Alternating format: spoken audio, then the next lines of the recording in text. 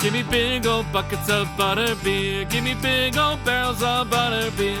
Give me the drink I love so dear. And another round for my friend right here of the sweet old butter beer. Welcome to the Three Broomsticks. We invite you to pull up a chair, grab a butterbeer, and settle in for a hearty discussion about the boy who lived, Harry Potter. I'm Sam Williams. I'm Ev McLaughlin. And I'm Aurelia Lieb.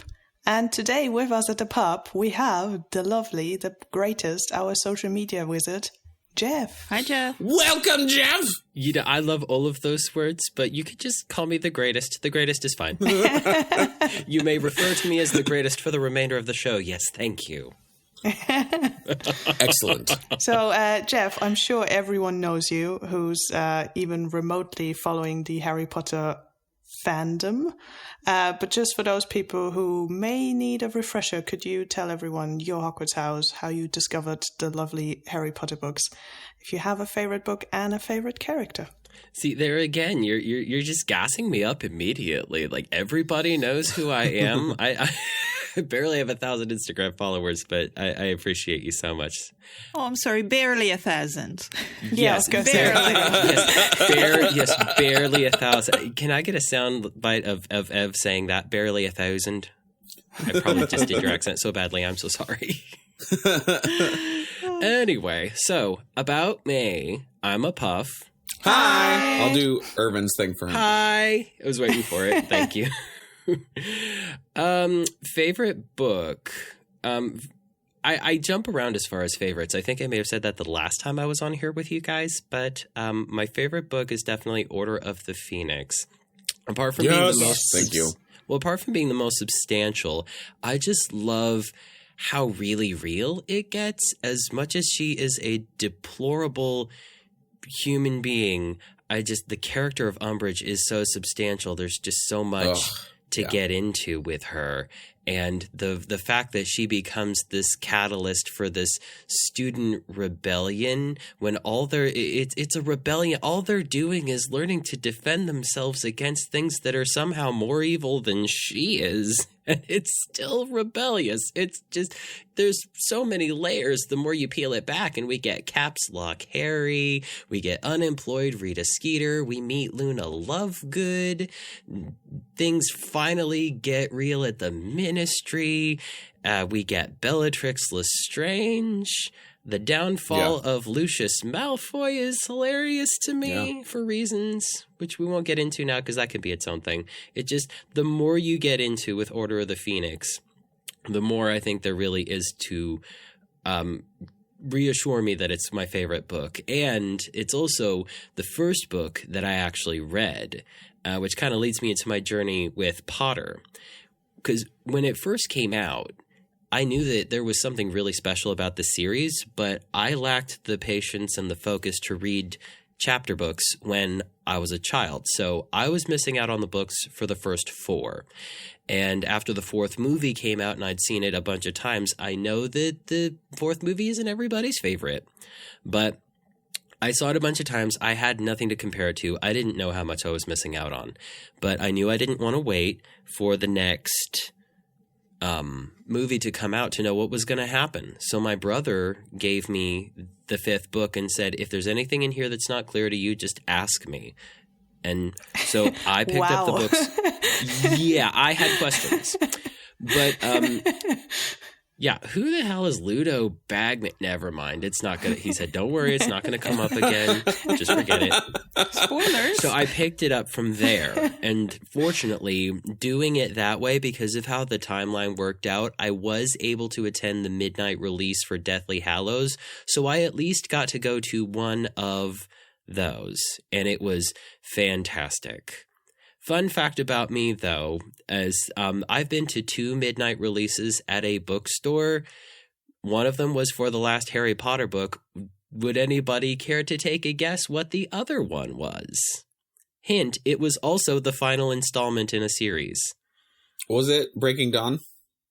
It was Breaking Dawn, and you know what? Ah, well done, Let me just briefly. I'll return from this deviation to my Potter journey in a moment, but I have to tell you guys this because I don't think I ever have in all the time we've known each other.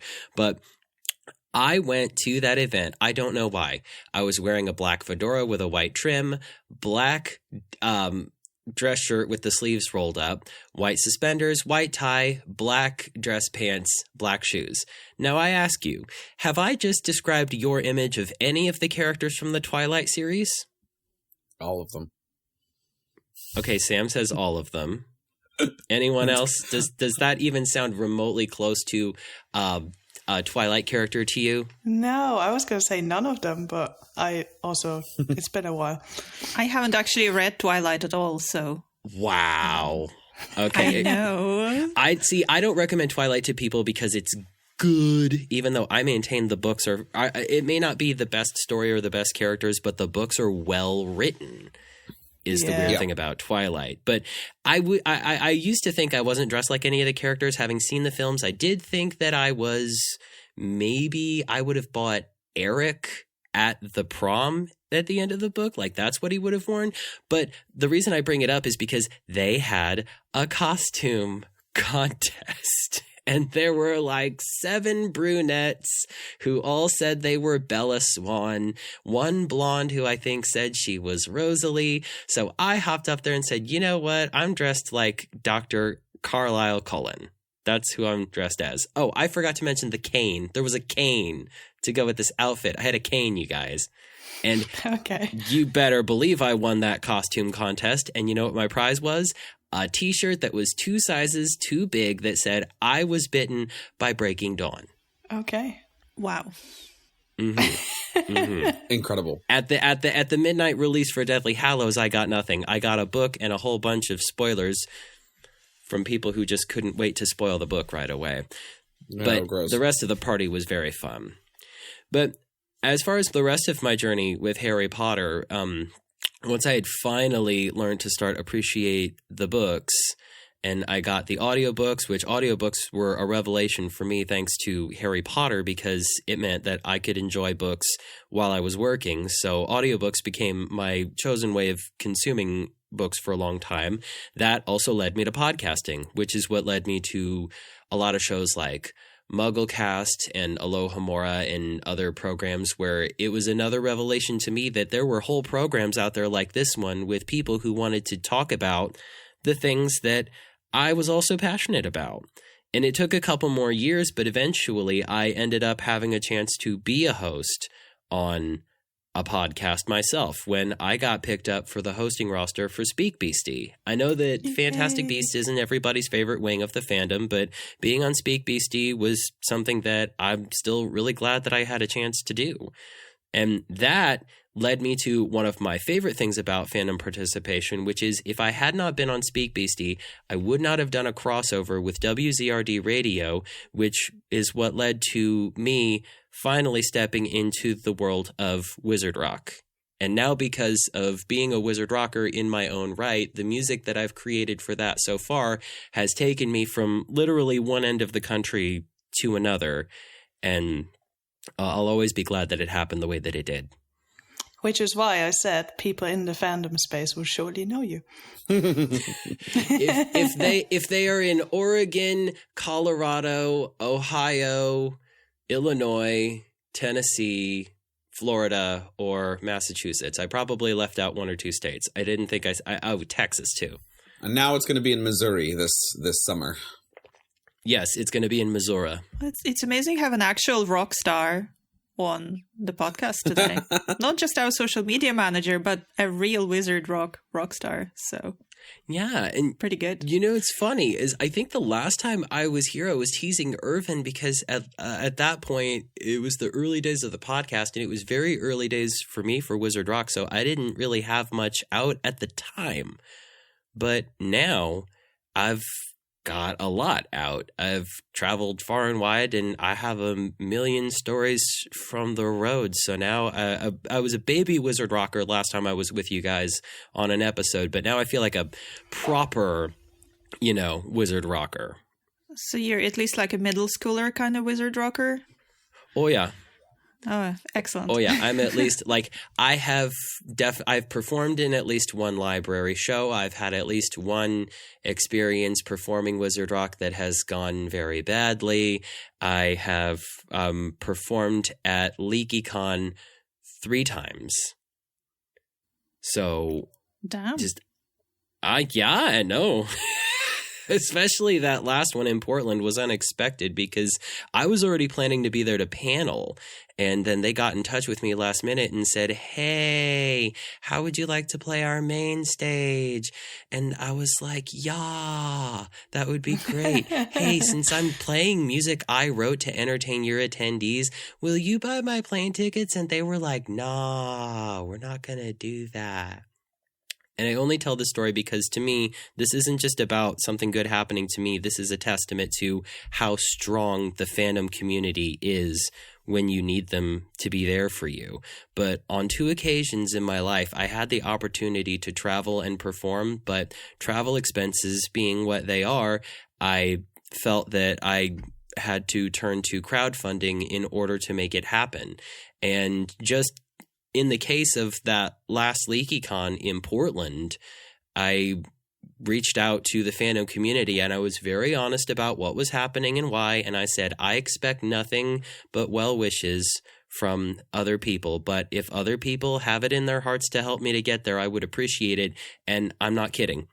Less than 24 hours, I had more than what I needed. That's awesome. That's all it took. That's amazing. That's how wonderful the people in this fandom community is. That's how much love and support, even now with everything that we've been through, that we still have for each other. So that's a beautiful thing that definitely deserves to be celebrated. Yeah, I agree. And also my favorite character is Neville. Yeah, I was going to say, that works really well, Nice. doesn't it? Sorry, that is also very important to say how amazing Neville is. He's my I go back. I've gone back and forth so many times on who my favorite character is, but of all my favorite characters, the one I've stayed with for the longest is definitely Neville. When I think about where he ended up from where he started and just how many lovable, squishy little Neville moments we've had along the way, I love Neville Longbottom so much. He's my hero. Wow, I kind of wish it was a Neville episode now that you've said that. But unfortunately, it is not. It's really not. Like, Neville is not in this chapter. No, that's a shame, isn't it? But, well, Jeff, you said you have performed at LeakyCon, but have you ever performed at the Three Broomsticks? Because this is where you are today with us, podcasting, but also this is where a lot of the chapter that we're discussing takes place. Yes, it does. So today, for this episode number 55, excellent number, by the way. Yes, indeed. We are gathered to discuss the 45th chapter of the Harry Potter series, The Marauder's Map, which is in Prisoner of Azkaban, and it is chapter 10 in the normal chapter counting. So we encourage all our listeners to read the chapter before listening, but, Oreo? We're not your mom. There we go. As far as you are aware. I was going to say, for some of our hosts, depending how their children behave in the future, potentially. I was going to say, I don't know if your son is listening, but Sierra's kids might at some point. Well, he doesn't at the moment, but he does on occasion, so... I should probably behave myself more than I actually do. But, we'll see. We'll see. Counterpoint, don't do that. But yeah, for the rest of us. Also, since we're at the pub, I want to give a huge thanks and shout out to Laurie Young over on our Patreon, who brought us this round of drinks. Thank you, Laurie. Thank you, Laurie. And if you'd like to buy us a round at a pub, head over to patreon.com/3broomsticks with the numeral 3 to sign up. We're offering a lot of bonus content, chats with hosts, and on-episode shout-outs. And at the moment, I think, I just pulled up the schedule, you can listen to Sam and Sierra duke it out for the fandom brackets, for the best leaders. Yes. Or you can listen to Ev and Sierra talking about mom life made easier by magic, potentially. Or Irvin and F discussed Irvin's recent trip to Universal Studios in Japan. And Sam and I are just about to record another installment of our Quidditch Qualler League, which is the final installment of Season 1. Exactly. So our own little Quidditch League. So we would really appreciate your help in keeping the lights on at the Three Broomsticks so we can talk about Harry Potter for a long time to come. And before we get started with our chapter today, I would like to raise a toast to comments on episode 52. And the episode was about wizarding portraits, which was great fun to listen to. I highly recommend you do also if you haven't. And we raise our glass to our frequent commenter, Absent-Minded Raven. Thank you so much for continuing to listen and comment. And he said, if portraits can develop and grow based on their own experiences, you could have a subject and their portrait that, while starting out the same when the portrait was painted, diverge and become very different people. Which is kind of a nice, interesting thought. I'm thinking of all the different portraits that Gilderoy Lockhart has. And imagine you separated them from him after he was in St. Mungo's, right?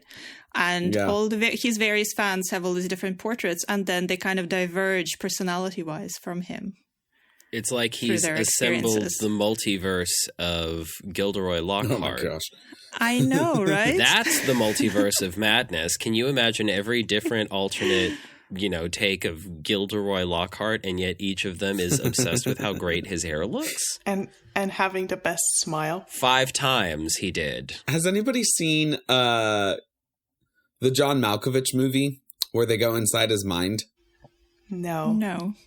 I forget exactly what it's called. It's a 90s movie. Isn't it's great. Being John Malkovich? I think something like that. Yeah, being John Malkovich. There's this great scene. You can look it up on YouTube where there's, for whatever reason, a portal in this weird office building into being inside John Malkovich's head. And so a bunch of the main characters go in, and eventually you actually meet John Malkovich, and he goes inside his own head.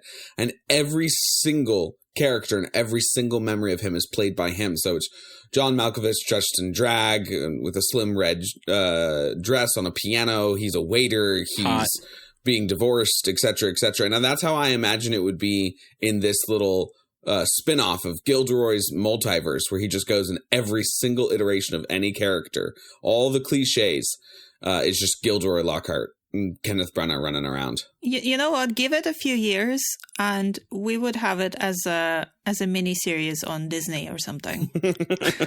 You know what? He really is a good enough actor to pull that off. He could do it. Yeah. I was going to say, I have every faith in Kenneth Branagh. I have no faith in Warner Brothers being creative enough to do something like this. Warner Brothers isn't creative. Warner Brothers is a money machine that hires creative people to do things that they can't. Oh, I'm sorry. Did I say that out loud and not on a journey inside my own head? Oops. I have to say, earlier when you described Umbridge and you hadn't said Umbridge yet, I thought you were talking about Rowling. I was like, yes, man. That checks out. I absolutely thought you were taking shots at Rowling until you got to Umbridge. There's the whole lead up. Anyways, the Warner Brothers situation, this is not about portraits at all, so sorry, Absent-Minded Raven, but isn't it in general I feel like most media film production companies have producers with a very specific vision of what they want, and they hire creatives to do that specific thing, and creatives are very good at creating creative things. It's less creative as soon as you pigeonhole into that specific. So you look at something like all the Disney shows that aren't doing that well. And it's, I think, just because they're trying to produce money instead of make something interesting. And I think the same problem is happening with Warner Brothers, where we're just only IPs that have been established. Only IPs that have been established can happen. And so that way we don't get things like, a runoff like that. I feel like that's the kind of thing we can discuss at length in our upcoming episode about all the further Harry Potter related projects that are currently in the works. Very true. I feel like that would sit nicely there. And also, Sam, you didn't know this, but you have just won an award for the most times the word creative was used in a sentence. Congrats. Thank you. I appreciate it. So will you bring us into chapter summary? I am ready to bring us into the future of what we're going to talk about today, which is now the past because we recorded this 2 weeks from when you guys listened to it. Today's chapter summary. Harry's lost. Gryffindor's lost. And Wood, much like a turkey in rain, has tried to drown himself in a shower. And Harry's Nimbus 2000 lost a boxing match with some much larger weight class wood type thing, aka the Whomping Willow. But Harry recovers physically, mainly since his future wife in Ginevra gives him a get well card. Spurred on by Ron's heroic actions of slinging a slippery crocodile heart at Malfoy, something we should all aspire to, he manages to buck up the courage to ask an adult for help. As Lupin spirals due to the news that his best friend's son remembers and recalls his mother's death due to the dark creatures that are at the school because his other best friend, murderer of muggles and betrayer of besties, is trying to kill said best friend's son. Said best friend's son politely asks for help in blocking out the memories of matriarchal demise, to which Lupin hesitates, but ultimately does the right thing. But Harry's a teen, and he can't think about his dead parents all the time. And neither can we, lest the prose induce a Lupin-like spiral about the harrowing horrors Harry habitually habitates with. It's Hogwarts time, and Harry can't go because everyone in his life wants to stay alive. Wants him to stay alive, more like. That is, except for Fred and George, Good Lord. who give Harry one of his most important items, the Marauder's Map. As the ghost of his father's past guides him through the halls of the castle, Harry sneaks out of the school and into the town where he can show Ron how much money he actually has. And while Ron's fantasies of a day alone with Hermione were thrashed, Ron finds himself filled with glee as Harry's brought down a peg by a little story about Sirius Black, his bestie James, some secret keeping, and the ultimate friendship betrayal. The chapter ends with Ron taking notes on Black's actions so that one day more he can spend some time with Hermione. And not at all with Hermione and Ron actually feeling major concern for this extremely huge revelation about Harry's complicated past. End of chapter. And there's another award for you saying best friend the most times possible. Bestie and best friend, yeah. Good Lord. I thought I got way into my chapter summaries. I don't do voices, which you would think. Yeah, I was going to say, Jeff, you're really missing a trick. You are, absolutely. You could do that. You could do that mic effect that they do for Has Been Hotel, where he just sounds like he's on the radio all the time. You know, when I do field reports and other special segments for WZRD radio, I do. Oh, nice. I do the Alistair from Has Been Hotel voice effect for that. It seems to suit the purpose. That's awesome. Also, I love that. I know we're probably going to it, but Harry runs off into Hogsmeade with no plan, which is why he has no money on him, which is why he doesn't actually spend any money.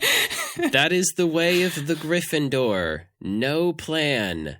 Running headfirst into whatever. We're just lucky that he ends up with a map to follow, because in the movie, he was gonna sneak off on his own anyway. In the book, he wasn't even gonna, I mean, not to, skip too far ahead of everything else that happens in this chapter, because there's more to it than just the Marauder's Map, I realized, but he wasn't even gonna go. Fred and George peer pressure him into delinquency with this most iconic piece of the fandom lore, because you can talk all you want about owls and wands, and yes, those things are an important part of Harry Potter, but there are some things that just instantly make you think of Harry Potter, and that's one of those things is the Marauder's Map.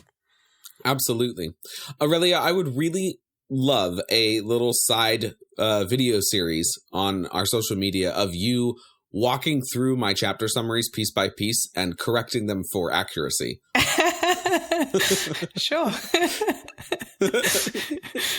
I'm like, but you know what I've just realized when you were reading that, Sam? The poetic justice of Malfoy being hit with a crocodile heart because of all his, crocodile tears after being, assaulted by Buckbeak. I was just like, wow, that's actually pretty great. Objection, Your Honor. Point. Alleged assault from Buckbeak. Buckbeak was acting in self-defense in response to Draco's assault. Oh, no, I completely agree with you. I was going to say, unfortunately, the ministry didn't, so... Yes, that's very true. But I'm hoping the new TV series would put that in, because the nice, squelchy crocodile heart hitting his face would be just the best thing. We'll see how graphic they get with the potion ingredients, because the movie certainly did not. Just overall, more time in the classroom would be good. I was going to say, I have no hopes because Warner Brothers. Yeah. Sorry, we're skipping ahead. Apologies, Oreo. Shall we actually properly dive in and start with what I titled Quidditch Game Fallout? Because we literally start in... That should be what they call the video game. Quidditch Game Fallout. I would absolutely play a combination of the game Fallout on broomsticks. Anyways, that's a whole different thing. Please tell us all about the Quidditch game Fallout from the previous chapter. So we start this. This is obviously very common in Harry Potter. This chapter starts sort of halfway through the action from the previous chapter. So Quidditch game's over. Harry's in the hospital wing because when isn't he after a Quidditch game, really?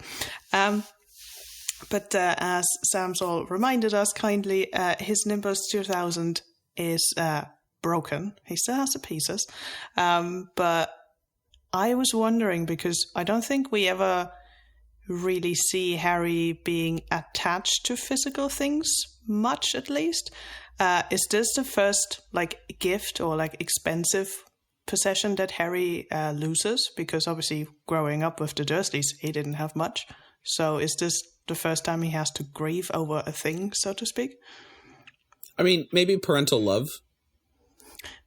Is that a thing? I would say no. I'm just teasing. Is that a possession? Yeah. It exists in his blood. It's literally under his skin. It's physical magic. Anyways, I think this is literally. I guess maybe his letters from his friends that Dobby steals. Oh yeah, it's not exactly a one-for-one comparison. I don't think that's the same, because I think Nimbus is also what it represents. Because for him, it's finding out that he is good at something in the wizarding world, that he's good at flying. That he has this kind of a natural aptitude for something, while previously he was just kind of scrawny, unassuming boy who's been bullied by his, cousin and his friends at school. So I think it's more of what it is, not just an object that costs a lot of money, but more that's his first thing that's associated with flying, and McGonagall gave it to him and everything. So I would say yeah. But I also wonder, knowing that what we know happens in the future, and that the Elder Wand can repair a broken wand, could it have repaired Harry's Nimbus 2000 if he hung on to the twigs in a bag until Deathly Hallows? I would say so. I feel like yes, because wands seem incredibly more difficult to create, to fix, because they do so many more important things. They make things fly. They don't just fly. And so if the Elder Wand can fix Harry's wand, I feel like it could definitely fix his Nimbus 2000. I think the damage is very different, though, because Harry's wand is 2 pieces. It sounds like the Nimbus 2000 is many pieces. And And you also have to consider, like, what is the actual makeup of the thing that is being repaired? Because the wand almost seems to take on a life of its own, according to Ollivander's description of the relationship between wands and magical people. Because wands are something that, according to Ollivander, you should be able to channel your magic through almost any object.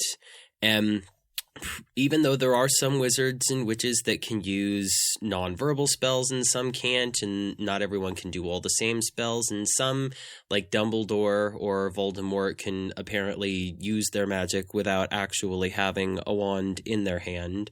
But even fewer wizards, I think, are able to fly.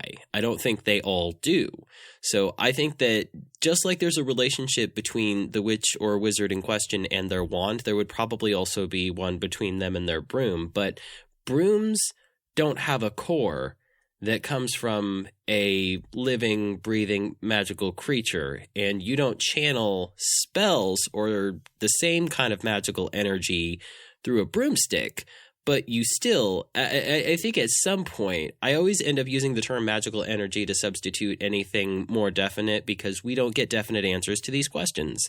But I think there's some kind of magical energy that comes from you that gets channeled through a broom. And I think that in part, at least, determines your ability to pilot it.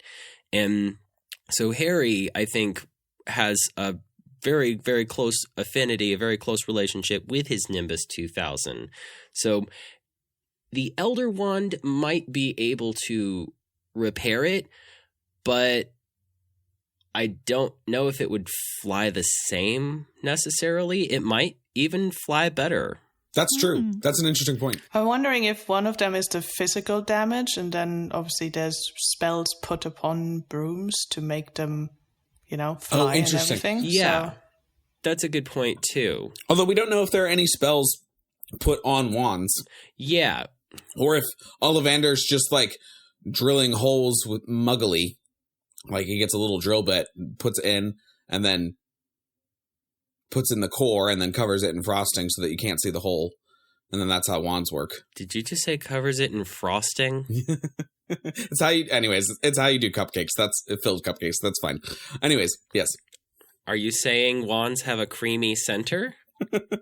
I mean, only Yes. Ollivander does have those three cores that we're familiar with. Other wand makers we know use different things. So, if there is a wand maker somewhere that tried to put in, I don't know, chocolate cream inside the wand, I can't imagine he got a lot of customers, because I imagine that would be a terrible idea. See, now I'm picturing a fan fiction where Ollivander and the owners of Honeydukes just kind of swap jobs for the day. Oh, no. Like, Ollivander Cockroach comes cluster back core.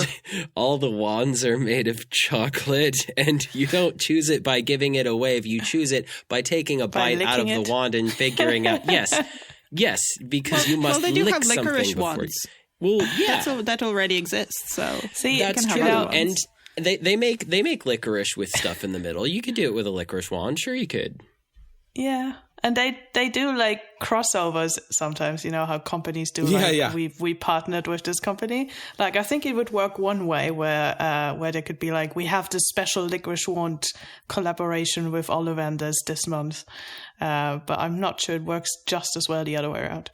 I feel like this is how George Weasley eventually goes to Azkaban, because he partners up with Honeydukes, and for the first couple of wands that they sell are too explosive. And there is much St. Mungo's because of the Wizard Weasley's Honeydukes crossover on exploding wands. But the reality is it was a 3-way crossover. St. Mungo's was in the crossover and they wanted more patience. Blatant government Hey, corruption. they have a bone and a wand crossed as part of their logo. That is clearly they're signaling that they want to get in there and do some weird experiments. It would bum me out so much if Jordan Lee's radio show became just a conspiracy theory thing. We're like, think about it. They have wands in their logo. Did you just call him Jordan Lee?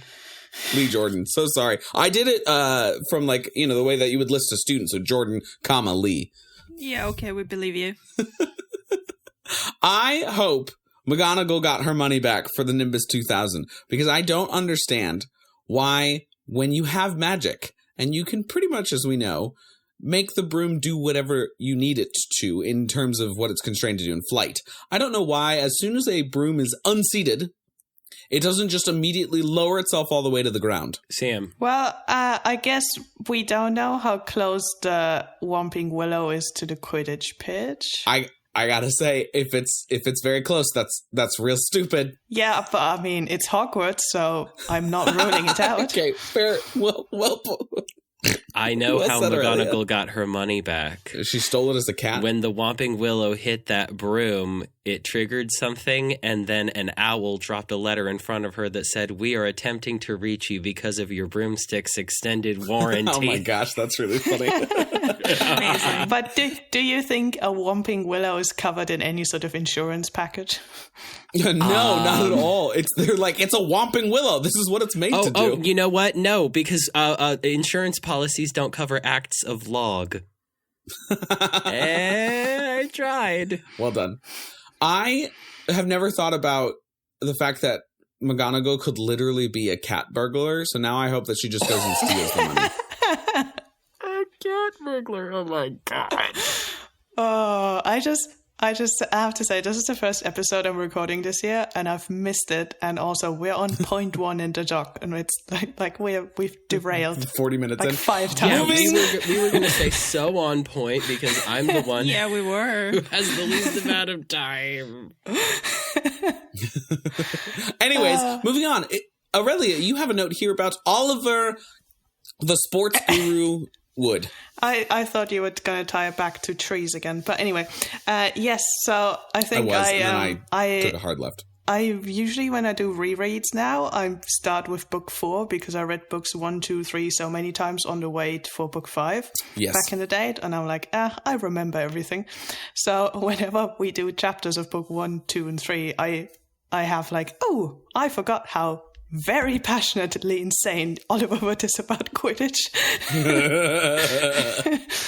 I like that, like, who told Harry in a hollow, dead sort of voice that he didn't blame him in the slightest. Sure.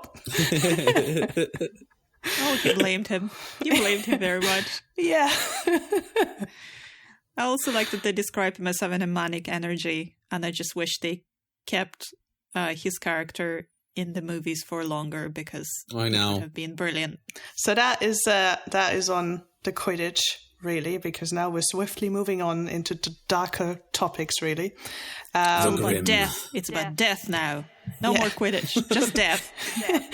That is, I think, literally the note that the film producers took after film 3. They were like, we're not doing Quidditch anymore. It's all dark now. Yeah, for real. It is interesting how much this chapter oscillates between the lighter brevity, Quidditch stuff, trying to drown yourself in a shower, etc. And then it's like death and depression and more death and depression. And then we're back at Honeydukes and they're having a great time. And also Sirius Black murdered your parents. Like, it's just a real up and down roller coaster chapter. Yeah, it really is. And the first, I guess, depending on how you stand on your stances on the Nimbus, but the first dark topic that we're touching is the Grim. And I thought it was curious because Harry sort of thinks about it here and says, this was now the second time that he's seen the Grim, and he had, and it has been followed by near fatal accidents. But really both times, because, the first is when he then calls the night or summons the night bus without knowing that he's doing that. Yeah. And the second time he's now fallen off a broomstick because he got surprised. Both of them seem more like jump scares to me, like a very natural thing. You see a big giant dog, that could potentially also be something more scary. Like, it's just sort of like human, nature to be like, oh my God, this is something that could kill me. I should watch out. So it's not really the Grim that's causing anything. It just, it could have been any other big scary thing. Isn't that exactly the point Hermione makes at some point when Ron says, oh, my uncle saw the Grim and died. And she says something along the lines of, he probably just got too scared and died. Yeah. Or something like that. A self-perpetuating situation. Yeah, I think the curious thing is the first time it happened to Harry, he didn't know of the Grim. He just got scared by something big and scary looking. Especially if you only see it in the darkness and maybe, at first glance you didn't properly see what it is. So for him, it almost, even as he thinks about it, it doesn't seem like he's like superstitious enough about it. He's more sort of like, I saw a big dog and it like surprised me. Yeah. And then something else happened. He's probably not superstitious about it because he just haven't studied enough of folklore. Because I went to look it up and I was surprised how many kind of legends around England especially feature black dogs. So apparently it all kind of comes down to kind of demonic hellhounds. So if you indulge me on my little trip to the potted history of the demonic hellhounds, aka black dogs. Please do. So they're present in English folklore, but also apparently folklore throughout Europe and America.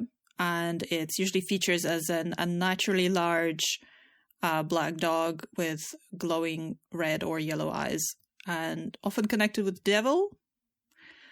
And is sometimes an omen of death. Well, obviously it is an omen of death in Harry Potter. There was one example that I picked out that I thought was quite cool. It's about a church grim. I picked this one because it actually calls it the Grim as opposed to just a black dog or a black dog of specific place. So the church Grim apparently guards a local Christian church, and it's attached to the churchyard from those who profane them, including thieves, vandals, witches, and warlocks. So it's supposed to kind of protect it, from all of that. For this purpose, and I thought this was wild, okay? It was the custom to bury a dog alive under the cornerstone of a church as a foundation sacrifice. What? Right? Wow. Okay. Sometimes the Grim will toll the bells at midnight before death occurs. I'm not entirely sure how a dog is supposed to do that, but there you go. And at funerals, a presiding clergyman may see the dog looking out from the church tower and determine from its aspect, quotes, whether the soul of the departed was bound for heaven or hell. So it's kind of like a groundhog situation. So the dog's buried in the ground, but is apparently then once the dog dies, because, it's buried alive, lives in the tower where the bells are because the dog's ringing. Presumably then it kind of transforms into this kind of more of a spectral dog as opposed to the real dog that's now dead. Buried. Yeah, dead, yes. So another tradition that's to do with the black dog is apparently that when a new churchyard is opened, the first man buried there has to guard it against the devil. Well, against his spirit, presumably. So to save a human soul from such a duty, a black dog was buried in the north part of the churchyard as a substitute.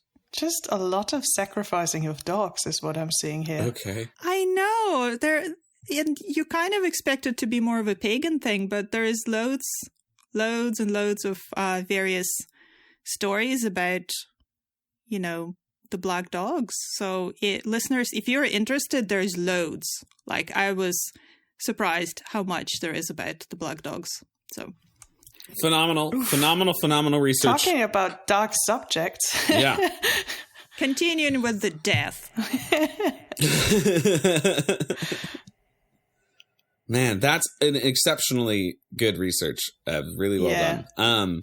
I think Thank you. What's interesting here to me is if this is book 6 Harry, I feel like Harry is just constantly trying to figure out what's going on with the dog, finding the dog, all that sort of stuff. So Draco Malfoy is his Grim in book 6. But instead we get a very much more passive Harry, and I think that's mainly to do with the fact that he's kind of like, I don't even know what to do about this.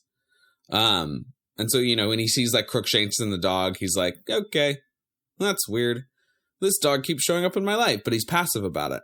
And then at the end of the book, he gets maybe a little superstitious, right? We can see right here, he's starting to be like, oh my God, is it the Grim? I think I might be being haunted. But by the end of the book, when we figure out like, okay, Dementors can be defeated. Sirius was actually the dog the whole time. He wasn't an omen of death, all that sort of stuff. Harry never really shows any inclination for superstition again. Ron does, Hermione never does, and Harry just kind of like shoulders the responsibility of just trying to be pragmatic about symbolism for the rest of the series, in my best reading of it, to my memory. I might be wrong. Yeah. But how difficult is to be superstitious in the wizarding world, right? Because, as a muggle, you would go, okay, well, I'm not superstitious. Ghosts aren't real. These things aren't real. And then you come into the wizarding world and, oh, look, ghosts are real. If ghosts are real, why not, black dogs that are an omen of death? To some degree, you have to sort of sort, is there, which one is like the magical superstition and which one is just exists in the magical world? It goes back to the same principle of, we call it science, but it is sort of research and knowing what is there. And it's quite interesting that because of the, Fantastic Beasts series and the Fantastic Beasts book, we know that before Newt, no one's really documented and studied beasts. So there's a much more real chance of people just not knowing what beasts exist and what they actually do, which is probably why it'd be more easy to convince someone that a black dog that causes death would exist, because no one's actually studied anything and could prove to you it is right or wrong, which is why there's so much, misinformation about certain beasts, where they think they cause certain things. The same with the Thestrals, really, where, they were... That's a very good point. So I think it is the same sort of principle. Once you have the people who've done the research and can prove to you, actually, this is just this, then it is a lot easier to argue against superstitions, and you can just know what is the limits of the magic. Yeah, it's a great point. It's just surprising that until Newt comes along, no one actually does that. Yes. At least not in the British setting. Yeah. It may be that other cultures and countries are doing their own research and feel like the Brits are way behind on their creature care, but Newt seems to help turn that around. It's just quite interesting because Hogwarts at that point has existed for 900 years? Yes. So you'd think that would be part of an education. I mean, you would think, but there are loads of things that you would think people would research or do some work in, and it doesn't really happen until there is some kind of a real push for it. Or, there is one person who just happens to have a strong interest in that. So that kind of really tracks for me. Yeah. Just because something is reasonable doesn't mean that it happens, sadly, in the real world as well as in the magical one. Yeah. And I think we see this loads in the magical world as well. They seem to often be, complacent and happy with what they have until the muggle world evolves. And then they're like, let's look at this for 100 years, 200 years. Maybe actually they have a point. And then they slowly seem to come up with their own magical inventions with the muggle ones. They still travel by train because at some point muggles invented trains and the wizards were like, do you know what? That's not a bad idea. So they don't seem to be as happy to change their ways. And if we think about it, because the muggle world up until 1600s would have been full on in the Dark Ages, and the church was very much in charge, and science was very much not really a thing. So the muggle world would have only really started science properly again probably about 200 years before Newt comes around. So maybe that is why. It's interesting to think about and we don't have to stay on this for very long. It's interesting to think about the way in which the unknown works for witches and wizards compared to muggles, because muggles are having all these superstitions about things, as Ev, you pointed out, that are real in the wizard and witching world. Ghosts and monsters and banshees and hags and all these things that show up in our folklore. But, witches and wizards are like, whatever. And yet, one of the reasons why we don't have much scientific research for a long time is that there was religion in the way of science getting done in the Dark Ages, and then things start to change when the Industrial Revolution is able to happen, et cetera, et cetera. And interesting to think about how that might have gone for witches and wizards. Some people do point out, like, why are witches and wizards even religious in the same way that muggles are? If what some of these religious figures were doing is just like what magic people were doing. So what's holding back, to your point, Aurelia, what's holding back the academics for 900 years in studying beasts and getting rid of superstitions? Yeah. I mean, the whole religion thing baffles me. Yeah. I mean, I guess, and also not knowing much about it, there's other, Christmas, or the sort of the Christian Christmas was moved on to a pagan thing, so they were sort of combined. Yeah. But what on earth is with Easter? Is that also a combination of thing? Because otherwise that's a very Christian thing to have. Yeah, that is, it's very Christian, and then it's also based off of the Jewish calendar. So I don't believe that one is specifically moved to be pagan, unlike Christmas, which was moved from the springtime where Jesus would have been born to December in order to have like fir tree celebrations and winter celebrations kind of all wrapped into the same miserable cold time to keep your citizens complacent and uncomplaining during the rougher months. Yeah. I think there's definitely a pagan component to Easter, because even the word Easter comes from a different word for like, I think it's a spring goddess, like Eostre or something like this. So it's definitely also one of those kind of borrowed festivals. But Easter kind of annoys me because it moves every year and it confuses me. So. Yeah, because it's dependent on the moon cycle, which really doesn't seem that much like Christianity, which is why I was doubting it. Yeah, no, it's definitely, it has roots in pagan stuff. Yeah, just like all of them. So maybe that's where you could argue the points for why it happens in the Harry Potter world. But it's always a thing that's baffled me and always seemed much more of a, well, the author is religious, so religion happens in this world. But I think also because they live quite closely to muggles, you just kind of you just culturally have the same. You're aware culturally of those celebrations, even if you don't necessarily believe in the whatever religious underpinnings they are. Yeah, that was also a good point. Because I'm not religious, but I do things at Easter and Christmas.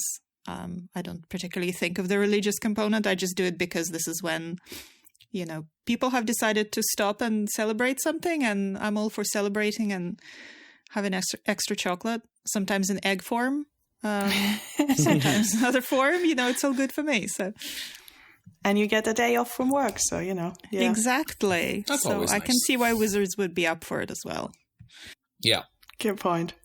There's absolutely a cultural component where like it is very of the UK to celebrate Christmas and in America too, to celebrate Christmas even when you might not be Christian, or to celebrate Easter or the Easter times even when you might not be Christian. Same with Valentine's Day, right? It's Saint Valentine. It's a Christian saint. I think specifically a Catholic saint, but and yeah, many people celebrate it.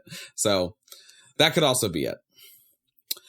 Moving off from religion and the hope of that life may one day be good for us all, let's talk about depression and their incarnate form in the wizarding world, Dementi-Whatsits. Yeah, Dementi-Whatsits. I mean, this is one of the things that I remember from first reading it, because we, as the reader in this chapter, finally learn what Harry apparently has worked out but hasn't shared with us yet, as the audience, that he can hear Lord Voldemort killing his mother. That is what happens when he sees Dementors, and that is just devastating to find out. Because I think as an adult reading it, you can maybe guess that this is something that's happening before the reveal happens, but I definitely remember reading as a child. I did not put those dots together, so that was a gut-wrenching reveal. Absolutely. I think it's fascinating that 1-year-old Harry's brain can hold on to the memory. I think many of us, even with the most amount of sort of therapy to open up your mind to remember things from when you were a kid, can't recall 1-year-old memories. I'd be interested to look at the brain science behind like when we actually start to retain memories as little people. But I think it's usually around 3 to 4 years old. Right. And so it's amazing that the magic works in this way, where no matter what age you are, it will bring it up for you. The Dementors sort of curse and power. Do you think it's by this kind of like this sucking of his soul, they bring those kind of memories closer to the fore? So maybe it's not something that he can consciously remember, but because of his encounter with the Dementor, that's the only reason why he can, to that degree of clarity. I think it's a question between what is biologically possible. But it's a kind of thing that we don't know. And at what point is magic overruling the biology? Well, and if we're taking Fantastic Beasts as canon, Newt does say there is a slight difference physiologically between muggles and wizards. So maybe things are working a little differently brain-wise and memory-wise. But, I think a lot of that question of, I think about the movie rendition of Prisoner of Azkaban. Alfonso Cuarón sort of makes this directorial decision to have the sort of sucking of the soul happen as they pass by, which I think is more of a visual thing, right? It gives the Dementors a little bit more action rather than just like, it's hard to capture on film the lurking presence of despair.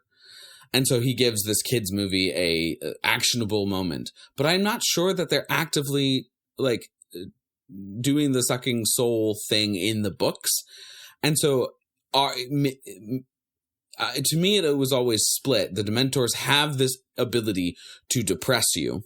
And also, when they kiss you, they'll suck out your soul. But I'm not sure the two are happening simultaneously. Yeah, but it does only happen when there's that one that comes into the carriage.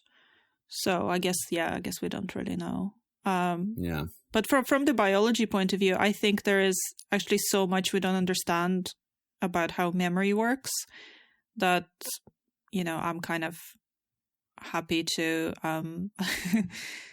think that there might be a possibility that we do have our earliest memories somewhere in some form, even from as young as 1 year old, I guess. And hopefully there'll be research in the future and we'll know how the memory is actually working, how it's stored properly. But there's just so much we don't know about our own brains. It's unreal. Yeah, it makes you wonder because, wizards also have the means of accessing their memories and watching them back. If we specifically know, because Harry frequently abuses Dumbledore's pensive. But it makes me wonder if all witches and wizards could access their early memories if they had access to a pensive, which I understand obviously most people don't because they're actually really rare. Yeah. If that is actually something. But I guess we will never know. So, speaking of Dumbledore, he does something. Well, the whole thing that Dementors are there are kind of quite problematic. Yeah, I mean, I like that Lupin is like, I don't think any of us seen Professor Dumbledore that angry, and sort of explains how the Dementors were like growing restless, and it was probably just bound to happen. But I mean, seriously, did no one foresee that stationing Dementors for a whole school year at a school would at some point maybe be problematic?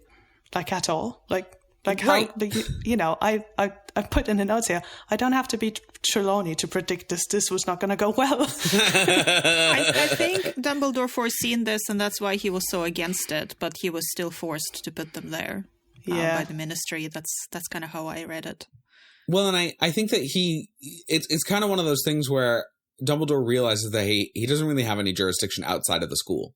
So they're placed around the entrances, but they never are supposed to go onto the grounds. And I think he was going to lose that fight no matter what, because the Ministry has jurisdiction outside the grounds. So why not, sort of agree to something that you can't fight anyways?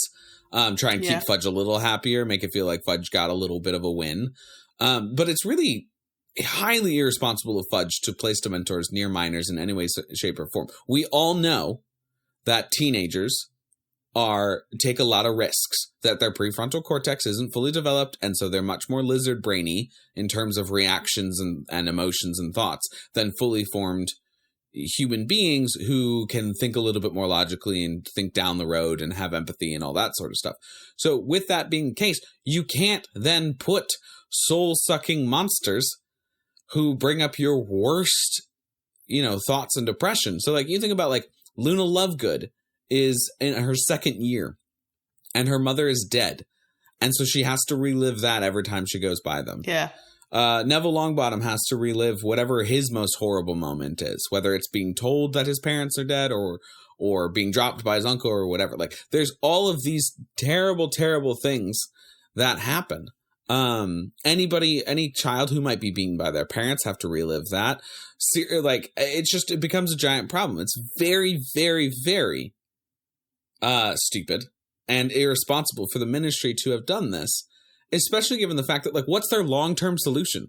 You're just going to have Dementors around Hogwarts until Black is caught? What if Black doesn't get caught for years and years and years and years and years? If Prisoner of Azkaban events never happen and he's still lurking about, is it just Dementors floating around completely ruining the local economy of Hogsmeade and eventually sucking the soul out of a kid?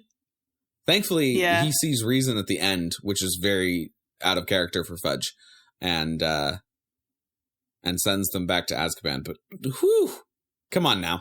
I think this is one of those situations where it never made sense to send the Dementors after Sirius Black, because I think the only reason why they do it is because the Dementors are so angry that this is the first time ever anyone managed to escape them.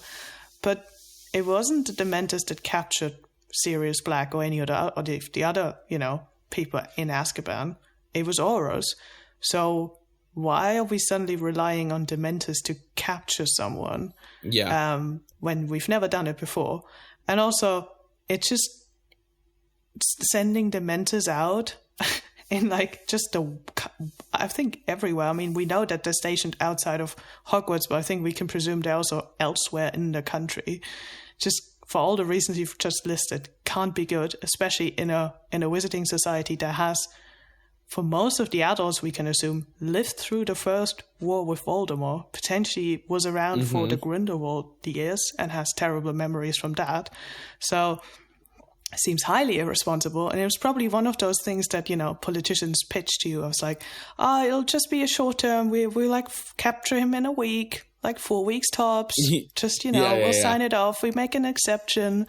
This is this is a temporary solution. Like when you ship a gamekeeper off to prison and you say, it's just for a little while, Hagrid, or whoever, because it can happen to anybody. If it turns out it's not you, then we will let you out with a full apology and everything will be cool. And I think once you've crossed that line, once you've signed that, pardon me, the Americans, executive orders, you have crossed this line. You're not going to easily walk back. No, you're right. Yeah. You're right. Call it out. So, yeah. I don't think that was in any way reasonable or rational thing to do. I think Fudge just panicked. And that really kind of highlights what a terrible leader he is. Yes. We have the whole episode about that as well. and a rap song. Oh, yes. It would be more accurate to say that Fudge had essentially declared martial law. Yes. If he had sent wizards and witches with wands out to do these things, which is essentially what happens with the government when Voldemort stages his coup in Book 7 and they start rounding up people for the Muggle-born Registration Commission. Essentially, I mean, at this point, this is, if you think about what actually qualifies in the real world as martial law, yeah, it's almost like the wizarding world. Oh my gosh, I never thought about this. The wizarding world is living under martial law all the time.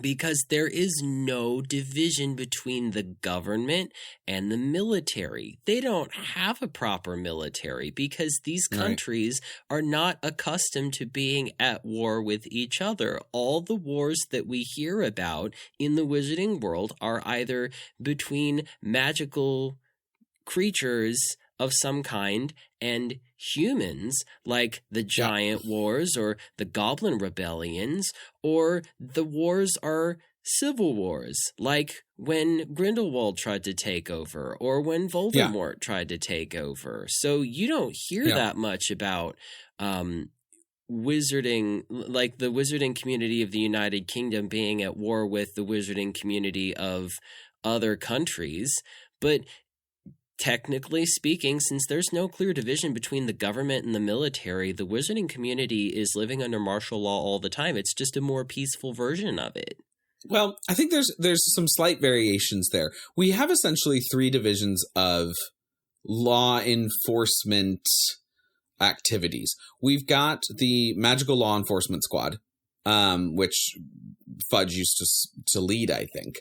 And those are essentially like your patrolling the streets police and your, if you call 911 or 991, wherever you are in what country, and those policemen show up, that's essentially the Magical Law Enforcement Squad.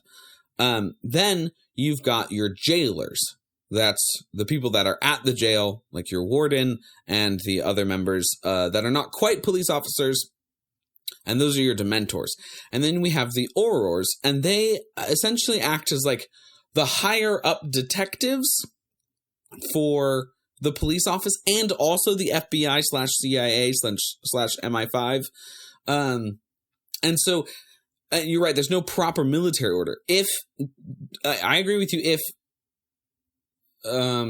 Fudge had sent Aurors to go protect the school, that's much more akin to martial law. Like if the CIA agents were suddenly all over the Bay Area here, I'd be like, this is martial law. If they had sent the Magical Law Enforcement Squad, I think it's more of a police state than actually martial law. And then I'm not really sure they're living in an active prison, essentially. Hogwarts is surrounded by prison guards. Mm-hmm. And so they're almost within a prison themselves. And so I'm not sure it's quite the definition of martial law, but it's very close to it.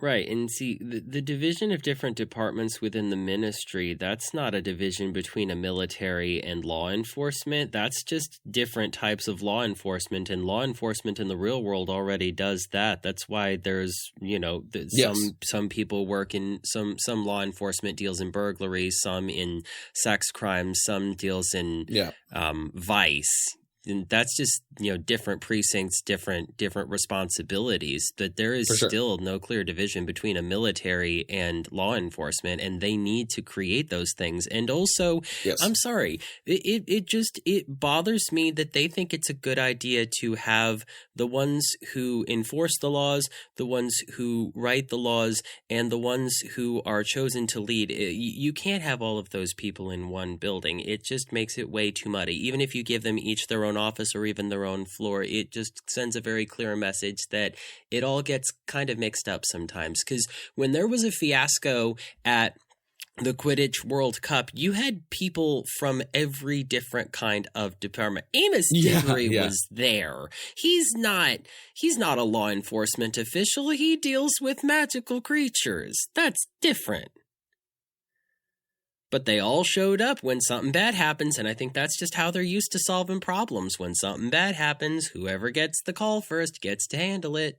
I mean, that also happens in regular governments today. Like, my wife works for the local government, and she is an emergency responder. So at any point, if there is an emergency and she is the first person on site, she has several duties that she is supposed to perform during that time. So that's not entirely too different from what actually happens in real life. She's not armed with a weapon like all wizards are. So there's a big difference there. Another thing that occurred to me while reading this chapter is we get Draco Malfoy being, his most Draco Malfoy self, making fun of Harry falling off a broomstick. And I was just wondering, the student population at large does not really get explained what Dementors are. Dumbledore gives his speech at the beginning of the year being like stay in the grounds, they're like really scary and you should not like try and deceive them. But he doesn't properly explain what they are. And maybe, a feast and a speech at a feast are not the right time to do it. But surely it could have been covered by like the heads of houses or something within the first week of what a Dementor actually is and what effects it has. Because I'm sort of thinking most of the students seem to be unaware, which is why probably no one else shuts Malfoy up, because I think if you actually understand the horrors of the Dementors, you wouldn't just let that sort of behavior fly. I disagree. I mean, I think if you think of the Dementors as a representation of depression, I mean, everybody knows or at least heard of it in the Muggle world, but people would still make fun of other people. So I don't know whether it would have been if people would have been any easier on Harry if Dumbledore explained more about what Dementors are like. Okay, I can see where you're coming from. I think my first part of the point still stands, though, that surely it would have made sense to explain a little bit more about Dementors to a school guarded by them. Yeah, but I think that seems to be kind of Dumbledore's blind spot, that once everybody's in Hogwarts, he kind of forgets that some of the kids are new and some of the kids are Muggle-born, and they're just supposed to kind of figure things out. But even the magical kids don't seem to know. Like, Ron doesn't seem to know. Yeah. Yeah, that is weird. You think Ron would have heard something, especially since he's heard of Azkaban. And I think he is even like, he knows that they're horrible, but that's it. Which is why I'm like, we need more information. Even the magical children don't know that, Dementors could suck your soul out, which is a real risk, which is why you shouldn't like try to get near them. That is something I would expect to be informed on. Do you think he's being misguided in the sense of he doesn't want to over-scare people unnecessarily, and then he overcorrects the other way? Which is some adults do. I also think that one of Dumbledore's main problems is that he often is the decider on who gets what information, and he's not always the best judge of who gets what information at what time. In addition, I also wonder if the Ministry has censored what he can say about Dementors, because they don't want parents freaking out that, wait, these creatures can suck out my child's soul? You get them out of here, and then they have to pay gallons to the Wizarding Industrial Complex, the Wizarding Military Industrial Complex, in order to guard, instead of just like free Dementor floating. Yeah. It's just, I mean, we're used to Hogwarts not being great with, safety. Yeah. But this one just seems like, you could have mentioned that this is the worst case scenarios, you lose your soul. So it's just a really bad worst case scenario. Because there's no thing Madame Pomfrey can do to rectify that. Yeah, it's not a great way to start the year, isn't it? Yeah, no. Which is why I'm like, maybe not not mention it in the speech, but then have your heads of houses follow up. Yeah, but to be fair, maybe they did, and that we just haven't heard about that. What do you mean, McGonagall just forgot? I mean, I don't think she would forget something like that, though. I was going to say, that seems very out of character. No, I mean that it just wouldn't make it into the chapter for us to read. That kind of thing. If I had to come up with an explanation, I would say it's because we get Harry's perspective for how all of this stuff goes down, and this stuff probably did get explained, but Harry probably wasn't listening because he was probably playing tic-tac-toe with Ron on a spare piece of parchment. I mean, that's possible. I understand where all this Harry slandering is coming from, but I think this would be something he would pay attention to. Yeah, I actually think this is Not the Harry one. slander. This is Harry realism. This is acknowledging that Harry Potter may be the golden boy who's destined to save humanity, but it doesn't make him perfect. Correct. He's not I'm perfect. not saying he's perfect, but he did faint on the train, so I think he would pay attention. I cares don't a think lot. he ate enough that day. He had low sugar. That's why he got chocolate. The main thing that I think gets in the way of this is that Harry is constantly freaking out about this. And what we see is that when Harry looks for solutions, Harry eventually finds the solution. So if somebody was talking about Dementi Whatsits and was going over, here's what they do and here's what happens, I think Harry would pay attention and we would get that information earlier. Instead, they're all being very hush-hush about it, and so Harry has to go looking for that information. I also wonder if the teaching staff, because clearly Lupin doesn't know, but Dumbledore even realize that Harry is able to recall such a horrific time. And so they're like, oh, no, it's okay. Like, nobody's being affected that bad, but they might change their tune if they realize what was happening to Harry. I mean, I'm sorry, but I can't imagine that Neville has a particularly good time because, both of his parents are alive, but not doing well. Yeah, but he wasn't in the room while they were being tortured. That we know of. I guess. That's true. That we know of. I hope not. That's true. Because I've always wondered that now that you mentioned it. If he wasn't in the room where it happens, the room where it happens, the room where it happens, then where was he? I mean, I always considered that Bellatrix sort of kidnapped them, but that's not textually evidence. That's just my own sort of headcanon. And so that she had them in a place where this occurred rather than being at their home and doing it and then not killing a kid. Do you think Bellatrix Lestrange is evil enough to torture a baby? Oh, yeah, for sure. Yeah. For sure. So I think the fact that he remains unharmed. It also might have been that he was staying with his grandmother and grandfather because they had such dangerous jobs and were constantly moving about the country. Yeah, that's very true. I think the only reason I can think of why Bellatrix wouldn't torture a baby is that she wouldn't think it's fun enough. Yeah, that's true, because the baby can't. Yeah, it's true. She would torture. I think if it was rather than actually doing the physical torture on the adults, I think if it was the baby of muggles, she would do it because that's a whole different. Wow. You know what? As I'm saying it, I'm hating it. Oh my gosh. Yeah. Never mind. Moving off of that. Did we say that this chapter had fun moments in between? We've yet to reach them. I know, for real. Are we in the candy shop yet? With the blood-flavored lollipop? The blood-flavored lollipop. Between the martial law, the depression, the death, the baby torture. The fact that they've almost run out of jelly slugs, which is one of my favorite candies. Unfortunate. And unfortunate is also Lupin's whole role in this chapter as the person who has to have a conversation with Harry. And in this conversation, he learns that Harry knows or remembers how his mom is killed.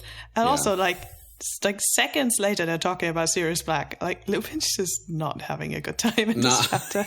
I don't think Lupin has ever really had that good of a time. Not since he turned. True. What is it? 5 he was when he was turned into a werewolf. Yeah, he had good times before that. Or wait, was it 7? I think he had good times at Hogwarts once he had his 3 friends.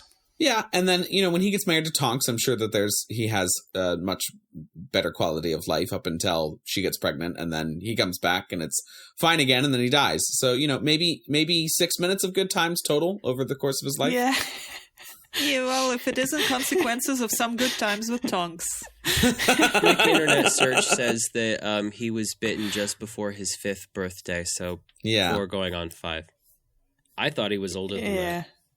Do you think that when he feels the Dementors, that he relives the moment of being attacked and bitten, or do you think that he remembers the news that Sirius betrayed and that James and Lily are dead? I think all of those things. I don't think they would pick out just a single thing. I think it's just all of the bits of your life that are depressing or difficult. I'd say they would drag all that out. Because when Harry's with them, we only get one memory at a time. They do change. Like, it becomes the graveyard after he goes through Goblet of Fire. It also becomes a general, defeatedness at the end of Deathly Hallow, which I think is probably a little more what, people who aren't Harry Potter, how it works for them. Because I think this is, once again, the Harry exception, where he is just behaving or reacting differently. That's fair. Also, not to break the 4-4, but plot reasons. We don't talk about those. What are you talking about? I think when Lupin meets a Dementor, the Dementor's all, woo, aren't you sad? And it's kind of like the Incredible Hulk in the Avengers movie. He says, that's my secret. I'm always sad. all the time. I'm always sad. Werewolf punch. Werewolf punch. Oh my gosh. Yes, excellent. Good. I think it's interesting that Lupin, he hesitates in helping Harry here. So Harry's, telling him, I hear my mom being murdered by my dad, or by my dad. I hear my mom being murdered by Voldemort. That's not murder, son. And, I would like that to stop, and so I want to figure out how to do this because they affect me more than most people. And he does the nice thing of being like, they don't affect you more. You just have been through a lot more than most people. But then he hesitates and kind of tries to say, well, I'm not an expert, instead of being like, yes, I'll help you, who's almost basically my godson, fight off these so you don't have to hear my best friend's wife and my personal friend dying every time you're near one of these creatures that lurks about the school and that sometimes comes into the school even though they're not supposed to.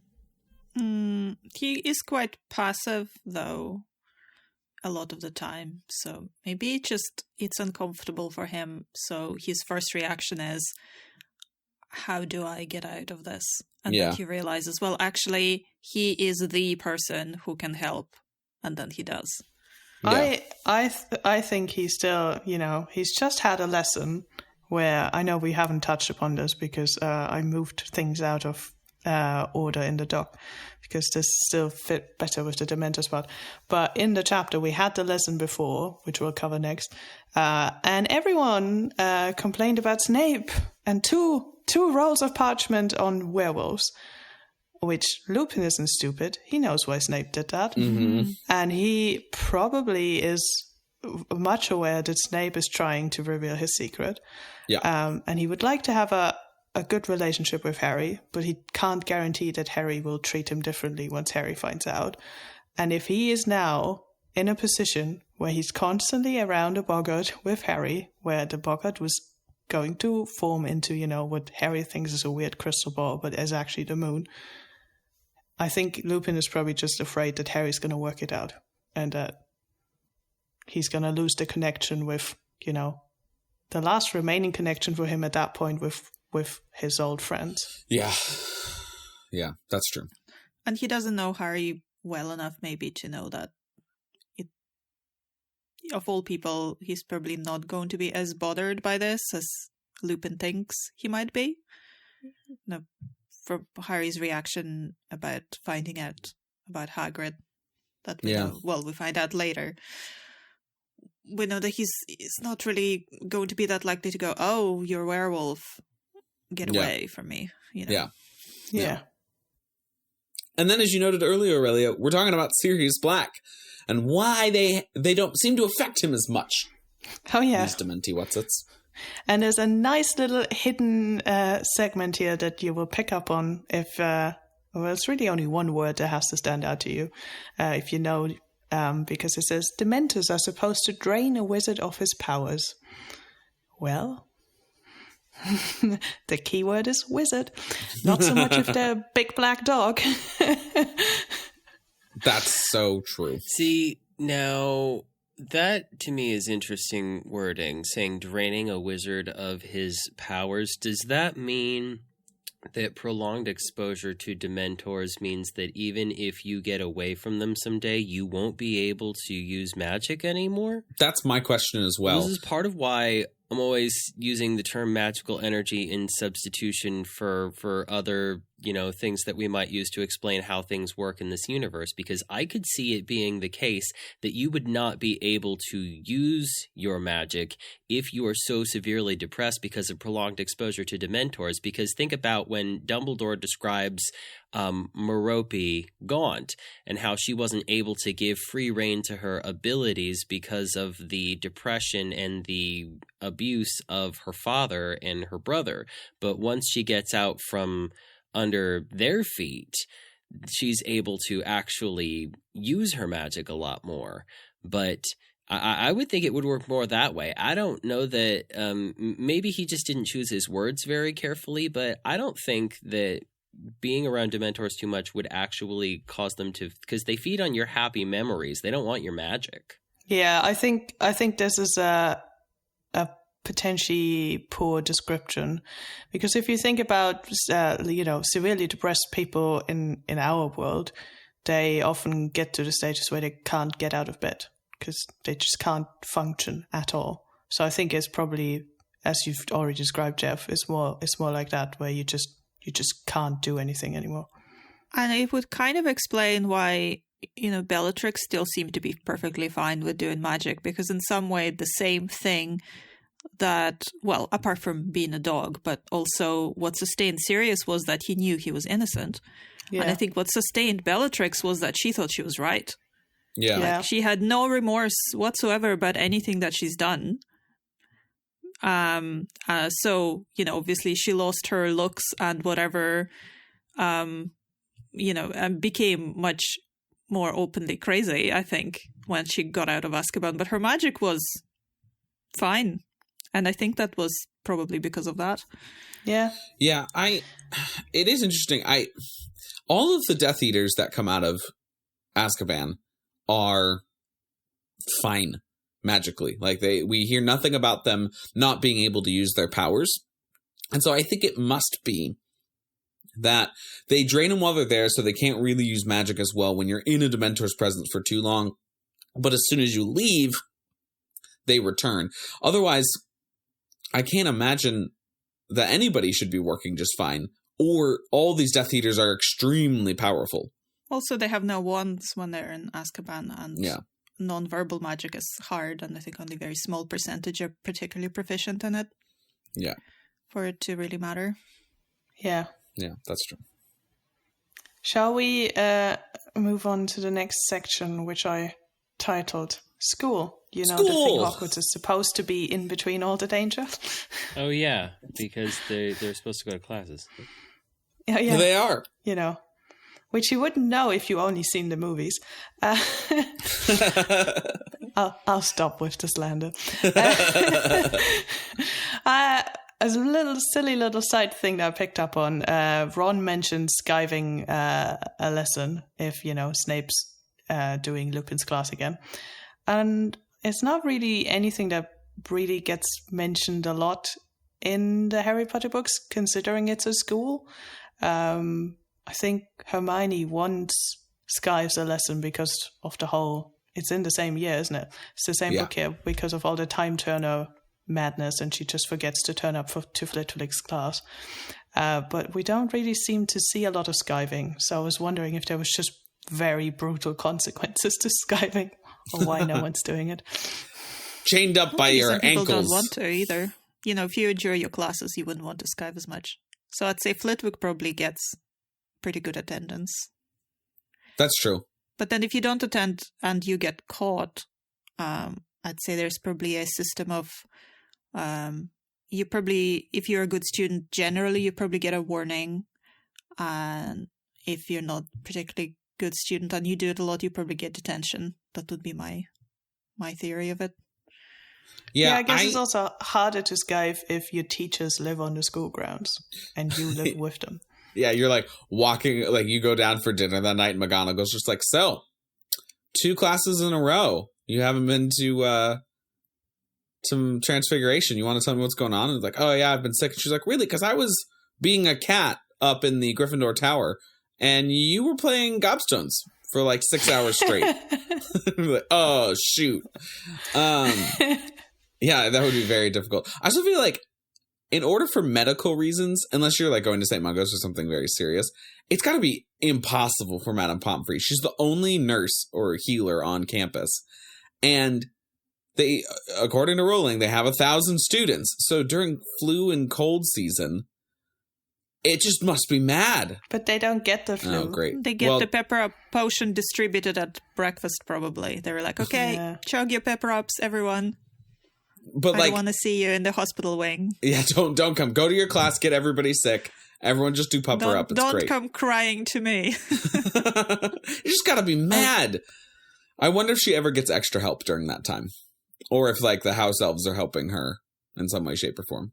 Or being forced to help her. I'd say they probably do. And, she might get interns from not St. Mungo's, or whatever, trainee healers or something. Yeah, that's true. Those, maybe. Let's send the not fully qualified people to treat our children. That's fine. They're resilient. People do that all the time in hospitals. They would have student nurses and student doctors and everything. So I know. Presumably if they're overseen by Madame Pomfrey, they won't kill anyone. And then she also has to deal with all of... Yeah, hopefully, indeed. She also has to deal with all of these other ailments, like trying to hex off your acne, or like students trying to... That's all the real causes she has to deal with. Oh, God. Yeah. And like... Someone chucking something in your potion. Right. And students trying to change their body because they don't like the way it looks in some way, shape, or form, and getting the spell wrong, and all of that sort of stuff. Someone turning up as half cat. Yeah. I think witches Dragon and bites. wizards who want to be healers that aren't quite ready to step into St. Mungo's, or if St. Mungo's only has so many slots available for internships or residencies or whatever they want to call it over there, I would say you could send a few to be interns for Madame Pomfrey at Hogwarts. Because then she would have a few extra pairs of hands of people who are qualified because they have left school.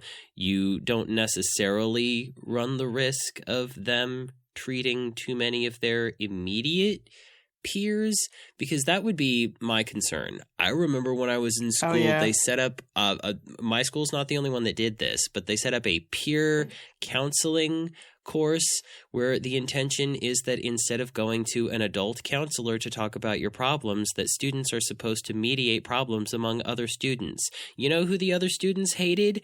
Me. You know who they put in that course? Me. No students in my school who knew who I was were going to come to me with their problems, and I didn't want to help them. That was a terrible idea. So I don't know that the Hogwarts students should necessarily be put in charge of healing even the most basic things on each other. Not that it's going to stop them from trying, but I don't think you should make it an official capacity. Yeah, that's a good point. Yeah. Oh, good. Good part of school. I do wonder if there's also truancy at Hogwarts. Like, if you don't show up to a couple of classes, do they send a letter home? And then the teacher, the parents write back. And then the parents come back with like, yeah, but you live with them. Yeah, exactly. So why are you asking me? No, it doesn't count as truancy unless you're actually off the school grounds. Oh, I see. Yeah. So if you are in Hogwarts Castle or on Hogwarts grounds, but you're not in class, that's not truancy. That's just whatever discipline in classroom. So at some point, after way too many detentions out with Hagrid where they're off school grounds and in the forest, someone's going to get a letter saying, an automatic layer that's magicked up that says, your student has spent more than 25 hours off school grounds. And the parents are going to write back and be like, they have? Why? Oh, detention. Sorry. You're doing what? Your student was in the Forbidden Forest at midnight. Why? Hagrid needed help? Oh, okay, what? Okay. So I have a child in a boarding school, and if he were to basically not be on the school grounds without permission or outside of the times where he allowed to do that, because he is in general allowed to, I wouldn't really hear about it unless it became such a big problem that he would be in danger of suspension, already suspended and being sent home. Was because, you know, as you guys said, you know, what is a parent going to do from, I don't know, London or Edinburgh or Ottery St. Catchpole if their child is, you know, just snuck off to Hogsmeade outside of Hogsmeade weekend? It was like, okay, and what do you want me to do about that? Yeah. Do you want to still talk about 2 rolls of parchment, or are we going to just go straight to the Whomping Willow? I think we could potentially go straight to the Whomping Willow. I mean, Okay, I sweet. did have my gripes with it'll have to wait till next term, I'm afraid. I have a lot to do before the holidays. I chose a very inconvenient time to fall ill. You knew when you were going to be ill. You could have planned for this, dude. He doesn't believe in calendars. Be more organized. Yeah, for real. He knows. You need better sub-plans. That way Snape can't come. Well, maybe he did leave sub-plans and Snape's just like, haha, werewolves. Figure it out. Figure it out, kids. Do it. Get him fired. He needs one of those homework planners that Hermione eventually From Hermione. gets. Do some more work now. You'll be sick later. I have a question about the Whomping Willow, actually. So with all the Dementors stationed around Hogwarts, do you think Whomping Willow gets sad? Oh. Can the magical plants feel this? I was going to say, it goes back to the favorite thing everyone ever tells me when I say I'm vegan. It's like, oh, but plants have feelings. No, they don't. So they don't have feelings in the same way that like a neurosystem hooked to a brain does. That's very true. They do have the ability to like essentially have a semblance of plant positivity and plant negativity. Then there's a bunch of different things that kind of you could look at and say, okay, there's enough evidence to show that they have some semblance of a positive and negative. Is it the same as a central nervous system on a mouse or a dog or a chicken or a cow? No. So Whomping Willow is magical, though. Yes, so that's precisely my different. next point, which is it seems like there's a lot more personality behind the magical being. So like the teething mandrakes, right? Don't they teethe at one point, and they have social structures and stuff like that? They're a plant that has feelings. So I feel like there's somewhere between your regular Bougainvillea and your full-on mandrakes want to move into each other's pots. Yeah, good point. Says very disappointed Aurelia. No, I just hate when people do. I say that to me because I very rarely point out my diet because I know I will get those like stupid comments, and I'm just like, yeah, okay, you're so hilarious. It's ignorant and passive aggressive of those people to do that. Yeah, but that's unfortunate. But yeah, I take a point about magic just makes everything harder. I thought magic was supposed to make it easier. Oreo, you're telling me this now. Have you read the same books as I did? Sierra and I just recorded a Patreon about how magic would make I know, life I've listened easier. to it. But also then, your magical child plays Quidditch, which, not to spoil the next episode, but why on earth is that a sport that's considered safe for children? Anyway. It's character building. Sure. Some of you may die, but it's a sacrifice. But it's a sacrifice I'm willing to make. Fantastic. There's a good bit of plot foreshadowing with the Whomping Willow as well in this section. There is indeed. So the Lupin says they planted a whomping willow the same year that I arrived at Hogwarts. Dun dun dun. Sus. You don't say. That's a nice way of weaving that bit of trivia in. Yeah. It's just, I know we always mention this when we talk about the chapters that, you know, especially those chapters sort of in the middle of the books, that there's always, once you know what's going to happen, do you always pick up those tiny little hints and little pieces that you're like, yes, cool. Of course. Yeah. And after this whole experience with Lupin, which is finally a bit of hope for Harry around these Dementors. Oh, good, he's going to learn to fight them.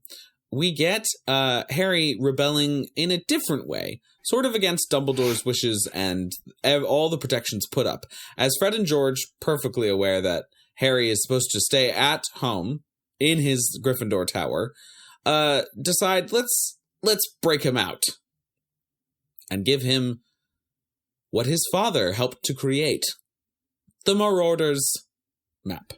And what his father definitely wanted him to have as well. 100%. And it is also the title of this chapter that we have just got to. Yes, we made it. Yay. Yeah, I think I mean, the twins in general, they're obviously, a lot of the times that we encounter them, they're there to cheer us up as the audience who's reading it, but also just bring some levity into the darker and darker getting times. They seem to be particularly good at looking out for Harry, though, because, you know, the previous year where you know, the whole heir of Slytherin thing, where they were like, make way, the heir of Slytherin is just coming through. And here they're picking up on, hey, Harry probably could do with this and could do with some time away from the castle. So yeah, I like that. In general, I think this is one of my favorite encounters with Fred and George. This whole dialogue that we're getting here, which is why I was wondering, and I'm not sure if you guys are up for it, but do you think we want to go read it? Yes, that sounds great. I did sort of color code it in the doc in your colors. So I assigned your characters. If Excellent. that's cool with you guys. You don't have to stick to those. No, let's do it. That sounds great. So Ev's going to be Harry. I'm going to be Fred. And Jeff, you're going to be George. And Aurelia, are you going to be the narrator then? Yep. Okay. People already think that's how you pronounce my name when they read it, so go for it. It's a true story. Okay. Oh, man. That's unfortunate. I'm so sorry. Here's a dramatic reading by yours truly, the Three Broomsticks podcast. What's that supposed to be? This, Harry, is the secret of our success, said George, patting the parchment fondly. It's a wrench giving it to you, said Fred. But we decided last night your need's greater than ours. Anyway, we know it by heart, said George. We bequeath it to you. We don't really need it anymore. And what do I need with a bit of old parchment? Said Harry. A bit of old parchment, said Fred, closing his eyes with a grimace as though Harry had mortally offended him. Explain, George. Well, when we were in our first year, Harry, young, carefree, and innocent... Harry snorted. He doubted whether Fred and George had ever been innocent. Well, more innocent than we are now. We got into a good spot of bother with Filch. We let off a dung bomb in the corridor, and it upset him for some reason. So he hauled us off to his office and started threatening us with the usual. Detention. Disembowelment. And we couldn't help but notice a drawer in one of his filing cabinets marked confiscated and highly dangerous. Don't tell me, said Harry, starting to grin. Well, what would you have done? Said Fred. George caused a diversion by dropping another dung bomb. I whipped the drawer open and grabbed this. It's not as bad as it sounds, you know, said George. We don't reckon Filch ever found out how to work it. He probably suspected what it was, though, or he wouldn't have confiscated it.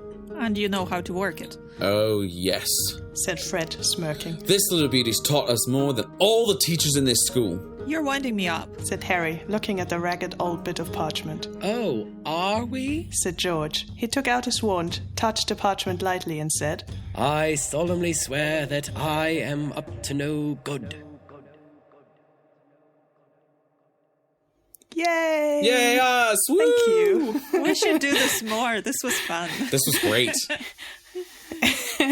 I like to do these in like chapter episodes to bring a little bit of the chapter into the episode. Yes, absolutely. Especially when you have a chapter with an iconic moment, because even though it's done, even though it's approached differently in the adaptation, this is literally this is the handing over as much as anything else in the series really can be. This is a passing of a baton to Harry. Yeah. And this is not only and what's funny is that the twins have no way of knowing this at the time, but not only are they giving him something that is very, very Wizarding World magic-y, they are doing the same thing for Harry that Dumbledore did 2 books ago by bequeathing him something that used to belong to his father. True, yes. Yeah. And especially, obviously this is all sort of very twins dramatic way of doing it, especially the whole, like, this map taught us more than any of the teachers. I mean, sure. But passing it on to Harry, unbeknownst that one of the creators of it is Harry's father and definitely would have wanted Harry to have it. Because I understand that they know where all the secret passageways is, and that's obviously what the map taught them. But the map still has the additional functionality of it shows you where everyone is, which is still a very powerful tool to have if you are Fred and George and you want to pull pranks. Yeah. You want to know where the teachers are without, having to literally follow them around or anything. So it is still a sacrifice they're making, I think. A big sacrifice. I mean, it seems like they're very quick on their feet, and they might not have any trouble sort of encasing Mrs. Norris in a magical ball so that she can't go anywhere. But to your point, like, what happens if they run into Snape? What happens if they run into McGonagall? What happens if they run into a sneaking around Barty Crouch Jr., who decides to Avada Kedavra them? It's a big, as they say, it's a wrench giving it to you. Well, that escalated quickly. Yes, always. But also not that unlikely, unfortunately. That's funny. I am interested in the how behind all of this. How on earth did Fred and George work out how the map works? Yeah, that's always bothered me too. It's very specific because there is no other combination of words that will get it to work properly. But more to the point, if you use the wrong combination of words, it will act differently. The map knows when Snape is the one trying to access it because it taunts him exactly the same way that if these were portraits of these boys, the way that portraits of these boys would. So it maintains not only their personalities, but it's like wizarding artificial intelligence. This map has been programmed to respond to other people the way these boys would have. So the map knows who they knew. But how on earth did Fred and George come up with that specific combination of words? I have two options I have in mind. So one is that the map, for some strange reason, functions a little bit like, the sword and the stone or Thor's hammer. It knows when it's held by the worthy hands, and somehow it reveals enough that then they allows them to figure it out. And that's whoever can draw the news out of the map gets to be Minister of Magic, because wizards don't do elections anyway, so why not? Well, they do, but it's all determined by a magical being that can tell if somebody is pure of heart, unless they've been jerry-rigged by a dark wizard and zombified. Come on, those are adorable. So we will allow this. We will allow this. They're great little creatures. Another option that I was thinking, and I mean, obviously that doesn't really work because we know that there's only one Marauders map. But imagine they were created one per Marauder, right? So they can all use them individually to like coordinate from different places in Hogwarts or something. So imagine that was the case for a second. Then I could picture Peter writing down the words he has to say to the map on the back of the map. And then that way he could basically reveal the instructions to anyone who picks it up, kind of Neville losing the parchment with the passwords kind of incident. So that is not really a second option if I have to imagine the world being differently. Alternative universe. Somebody please write me a fan fiction. No.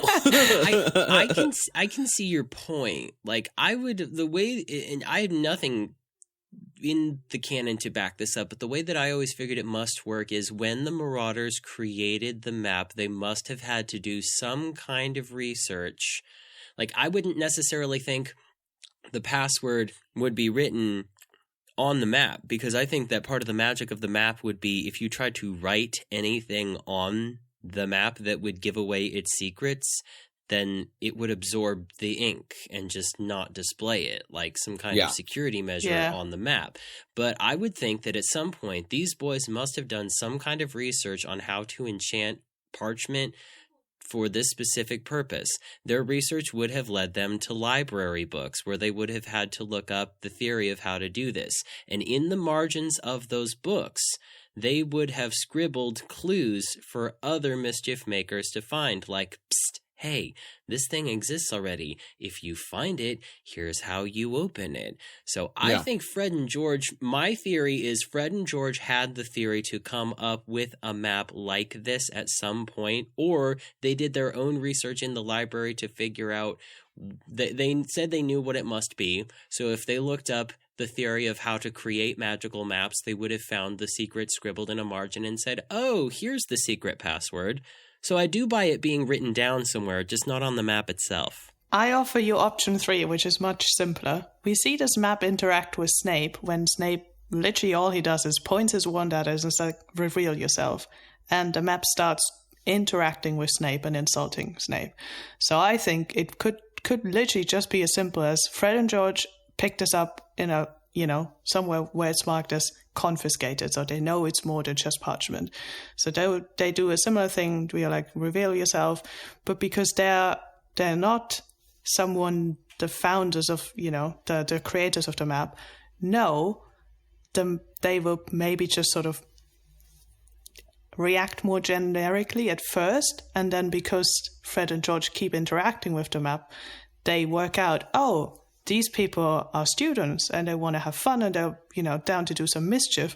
They are worthy of having our map. So the map actually tells them what to do. That's actually what I think as well. So my option 1, kind of in a modified way. I really think that the map can sort of sense intent. And so you don't absolutely have to say the password, I solemnly swear I'm up to no good. I think that's what Fred and George figure out, and then they think that that's law. You have to say that because they're teenagers still.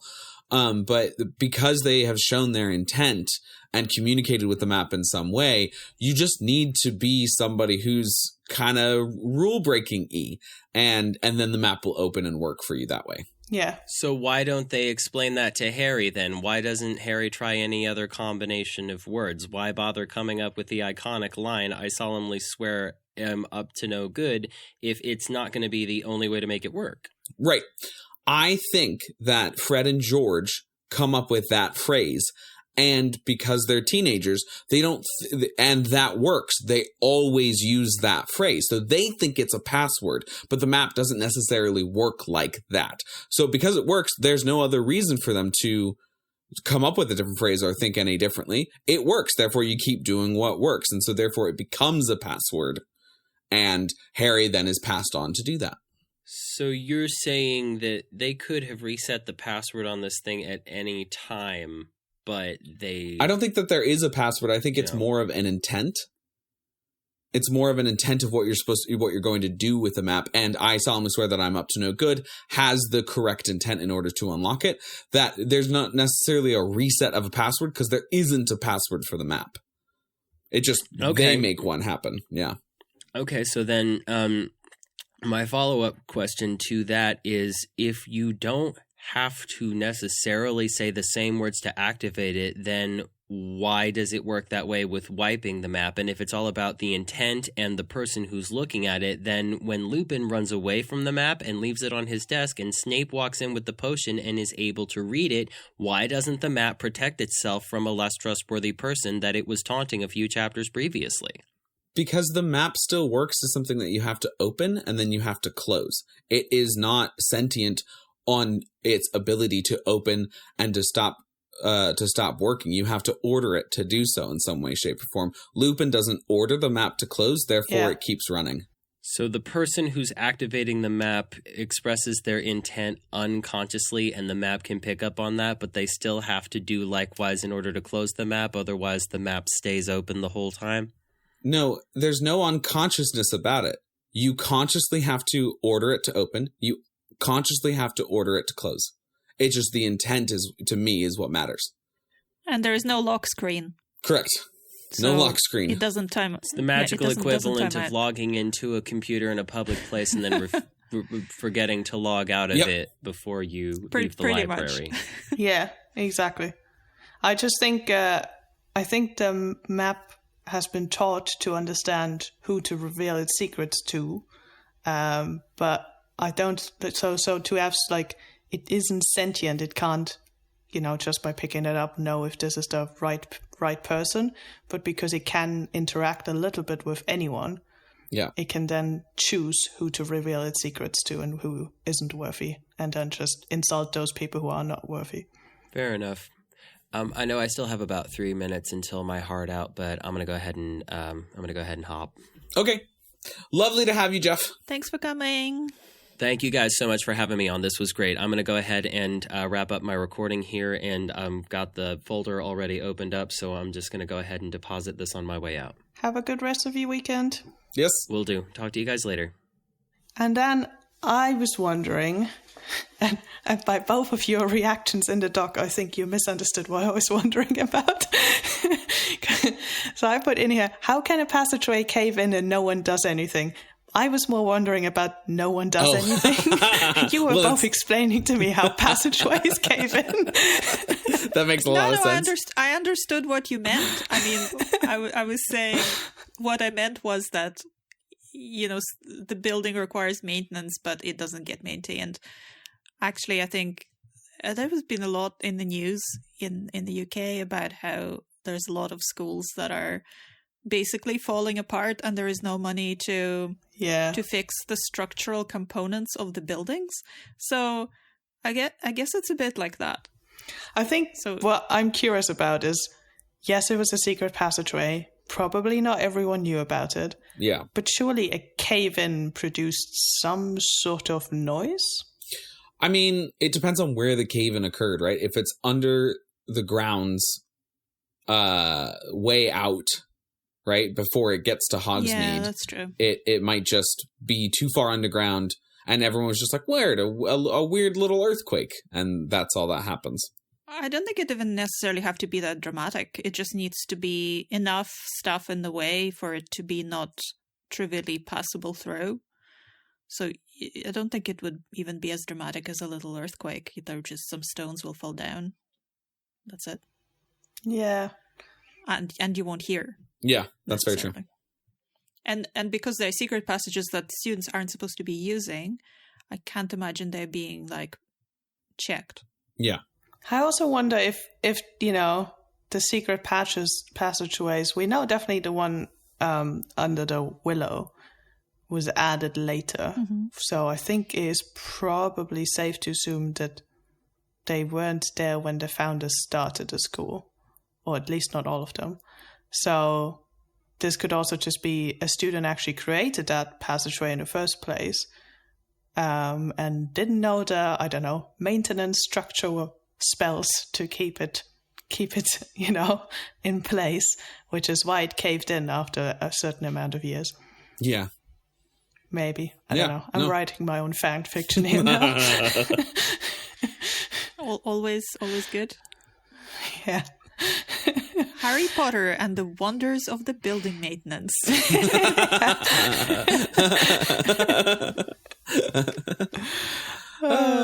That's great.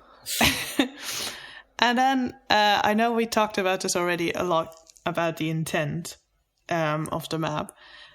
The Marauders somehow induce their personalities into the map.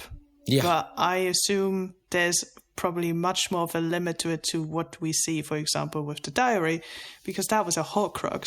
Yeah. And the map isn't a Horcrux. So I'm just, you know, this is a very big question that we probably can't really answer, but I'm just wondering how you'd do something like that and where the limits are. Is it a bit similar to your, I know, Sam, you were in your episode about the portraits. Is it, can you teach the map? Like you can teach your portrait? I think that there's some way to, you know, teach or enchant the parchment for you to have a bit of your personality. It seems like it would be a lot less complex than a portrait. It's a sort of like personality wizarding AI, where I think you enchant it and then you imbue some of your personality to it that way. Yeah. I also, you know, talking about the comparison to the diary, Harry then remembers the last, you know, with the diary, that Mr. Weasley's warning about never trust anything that can think for itself if you can't see where it keeps its brain. Great quote. Yeah, it is very good, and I think it's particularly nice to see it for all the just as a something to say to all of those Harry haters out there who thinks he never listens, because here he actually does. So it's great to see him having listened to Mr. Weasley, and he does decide that this doesn't apply here, but he does remember the warning and he does consider it. So I think that's great for Harry. Yeah, it's super great, the fact that we get to see sort of this anti-Harry narrative where he does pay attention to other people, and even though he doesn't apply it, as you say, he actually does pay attention, and we get to see something where somebody's warning actually made an impact on him in some way, shape, or form. Yeah, no, definitely. I think he does pay attention actually quite a bit, but what he pays attention to isn't what we as readers always want him to pay attention to or think it's the right thing to pay attention to. So I think that's why he has a bit of a reputation of, he's a bit stupid, or, you know, he just doesn't listen. It doesn't have that there's a combination of Dumbledore intentionally keeping him in the dark a lot. Yes. So even, you know, when he wants to know, Dumbledore's like, you're too young. No, you don't need to know this. You don't need to know this. Good talk, Albus. I wonder here, we get a lot of jokes about the Marauders map and Fred and George seeing Percy and then Ron sleeping in a bed with a man named Peter Pettigrew and just being like, we listen and we don't judge. But I do wonder if the map is specifically created to not pick up on Animagus or Animagi walking around. Because they are Animagus. Did they create the map so that they wouldn't, if somebody did have the map like Snape does at the end, they wouldn't actually be able to see them? But then I realized that can't be the case, because Lupin sees Peter, and Peter's in a milk jar when he sees him with Ron and Hermione. So then, like, I just really don't understand. So I went through this whole journey last night about being like, oh, well, they must not be able to pick up on Animagus. And, like, literally Lupin sees Peter. And so now I'm really like, hey, did Fred and George just think that there was a Gryffindor first year and a Gryffindor, in this case now, 7th year, that were both named Peter Pettigrew in both Ron and Percy's thing, and that they just slept in the same bed?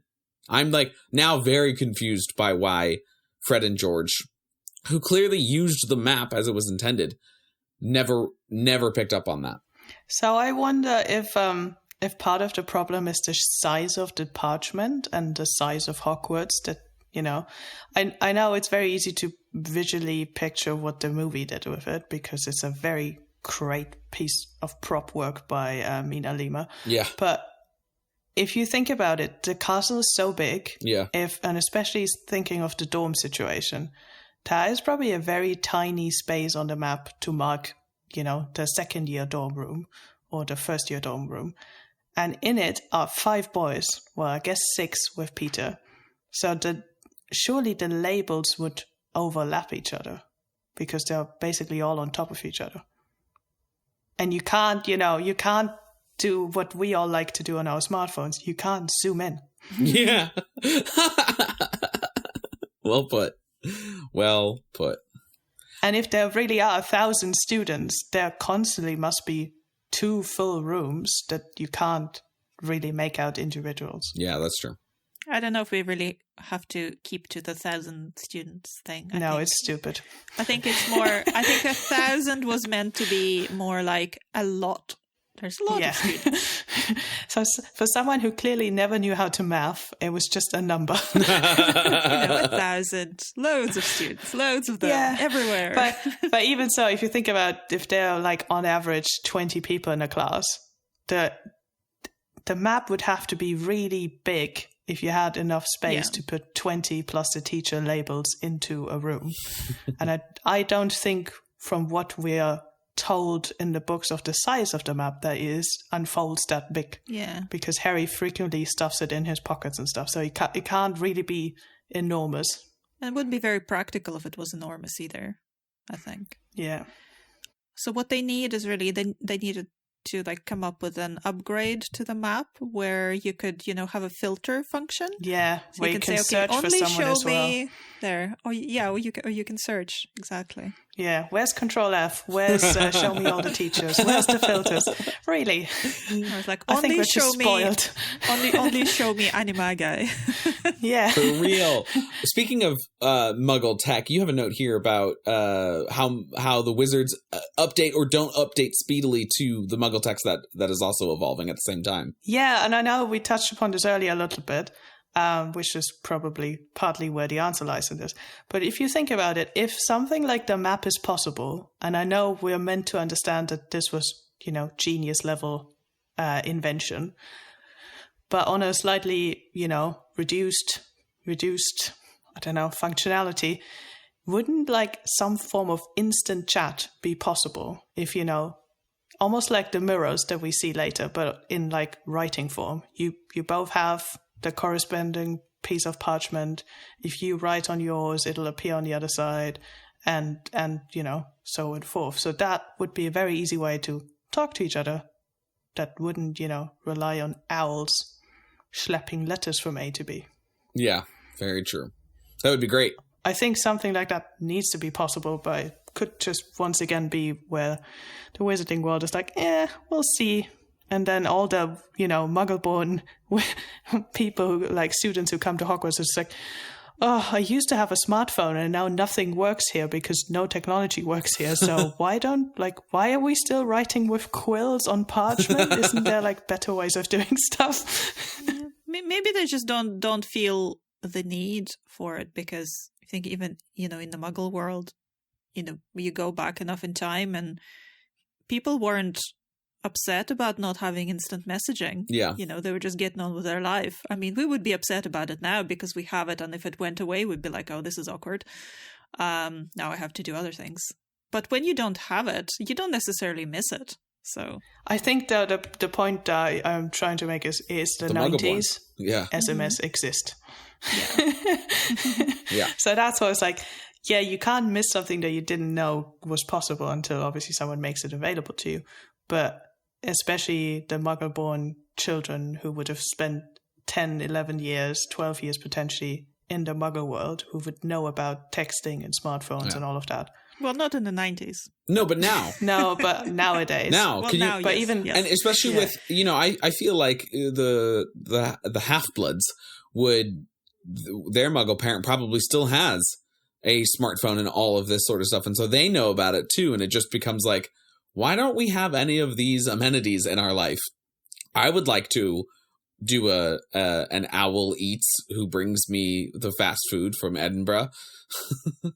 Yeah. Poor owls, jeez. I know. Free the owls. But do you wonder if at least some Hogwarts children would actually prefer not to have that kind of instant communication, because they'd be like, okay, my parents don't know what I'm up to while I'm here unless, my head of house writes to them or I write to them. So it's kind of like a separate little corner of their life where they don't have to constantly talk. I don't know. But how much better would classes be if you can communicate with your friends in class without being caught? Yeah. I don't know. I never did that when I was in school, so I'm not sure. But I think it's more, I don't think they want, because especially teenagers, they probably don't want it to communicate with someone outside of Hogwarts, but within Hogwarts. Let's say you're not Harry Potter, you've actually made friends from... But you live with them, you can just go talk to them. Yeah. But let's say you actually made friends with people who are not in your house, because not everyone has to stay within your house. Then it would, maybe you don't actually see them a lot because your classes don't line up. Or you made friends with someone who's not in your year, so you don't see them in your classes because they are in a year above or below or anything. So those would be the ways of where it could be useful. Sure. Oh, okay. I guess if you're particularly sociable. I'm not, so I'm okay. Excellent. Speaking of being sociable. Talking about sociable. Yes, well done. All right, Aurelia, you take it. You do the intro. Yeah, so talking about sociable, let's actually use the map, do zero planning, don't bring a cloak, don't bring any money, and just go to Hogsmeade. He doesn't want to show off with Ron about all of his amenities. Look, I've got this awesome cloak that was my dad's that got passed down for generations. And also I have all this money from my dad that got passed down for 2 generations. So suck it, Ron. And Ron's like, oh. And also, now this thing that your brothers actually passed down to me instead of you. Yeah, for real. Look at this. Look, your brothers gave me this. Wait, why? Because they think my situation's worse than yours. Oh. Yeah, it sucks. And also, not to step on your podcast coming up, Aurelia, but like, dear God, is the security terrible in both Honeydukes and Hogwarts? I know. I was going to say, I fear we'll be recording for 10 hours or something because we'll just not run out of things that are wrong. But yeah, I was wondering because, Harry almost runs into the owner of Honeydukes, but also let's say that person is not currently in their cellar looking for more supplies. How would you actually sneak out of the cellar without anyone noticing you? I feel this is relying on a lot of, movie type people or video game people where they have zero peripheral vision, which I'm like, this is not how people work. Well, they're too busy looking at the various offerings that Honeyduke sells, so they are not paying attention to people sneaking out of the cellar. Yeah, I think. But I think owners actually know. I think they know. They must. They must. And they probably think it's like a fun kind of rite of passage of being a Hogwarts student. So, because maybe like every so often a kid will climb out of that cellar and they're really like freaking out and don't want to be seen, and the owner's just like giggling in the corners, like, yeah, we can hear you, we know exactly what you're doing. But especially if later in this book, Fred and George sneak to Honeydukes to nick party supplies, basically. Mm-hmm. Where I'm just like, surely they must realize that some of their stock went missing. Yeah, they probably wouldn't take too kindly to stuff actually being stolen. But I'd say they'd probably be okay people moving. I can imagine whoever set up Honeyduke originally also went to Hogwarts. Yeah. So they're probably kind of like, yeah, that's what I would do. Actually, you could set up like a underhand sweet selling spot during non-Hogsmeade weekends. You just like walk through the passageway and just have your little, Yes, I like this. Now I'm just describing a drug ring, but have like, people selling your stuff. For chocolate and candy. Oh, funny. And plus, people need more chocolate while the Dementors are around, so it's good that they have this little drug, drug passage. It'll make everyone feel better. My headcanon that is a total joke is that hags actually are the first people who set up Honeydukes to lure children, and they set up this tunnel to specifically waft chocolate into the hallways and get little ones to come and then eat them. So there's a very much more worse interpretation of how this all got started. I don't think you can smell anything from Hogwarts. No, but they could bring the chocolate with them and waft it into the halls, luring them to this witch. And then you could be like, oh yeah, just say this password. And then you lure them all the way down into it and then you eat them. I put a lot of time and thought into this. Mm-hmm. Clearly. Okay. I feel like this would deserve some kind of like a musical number with the wafting and Yeah. That's really great. I feel like reading about this part in the chapter reminded me again that, it takes Harry over an hour to walk from Hogwarts to Hogsmeade, which makes sense because they're not exactly that close by. But yeah, it is actually quite a journey. It's a good thing that Harry doesn't tell Oliver Wood about this passage, because I think Oliver Wood would just make everyone do cardio in there to train for Quidditch. Also, it's like over 200 stairs back up to the cellar. Yeah, it's a great exercise. Yeah. Stair sprints. Off you go. Yeah. Would you use the secret passage yourself if you were in Harry's situation? Because I don't think I would, because it sounds awful. It sounds dark and claustrophobic, and the first time you're using it, you wouldn't even be sure how long it takes to get there. Are you going the right way? Is it going to be blocked? Does it passage, is it just a single passage? Is there turns that you can miss? Like, I would be like, no, I'm okay. Unless I had a guide. If I don't think that would put me off in Harry's situation. I think the very real danger of the Dementors and Sirius Black is maybe more something that I probably would put me off. Oh, they wouldn't go to Honeydukes, though. There's chocolate there. At Harry's age, I absolutely would have. If that is the Dementor repellent, everyone just have chocolate at the house. Exactly. The Dementors want to go into Honeydukes as much as possible, because that's where everybody's happiest. They're all replenishing their chocolate needs. At Harry's age, I absolutely would have done the tunnel, and I think it would have freaked me out to get down there and to keep going. But I for so long I was such a, well, I've already committed to this, so I've got to keep committing, and then that fallacy just kind of kicks you until you finally that's fair. Get to the spot. And then after going through it, absolutely, I would be using that all the time, because Honeydukes sounds incredible.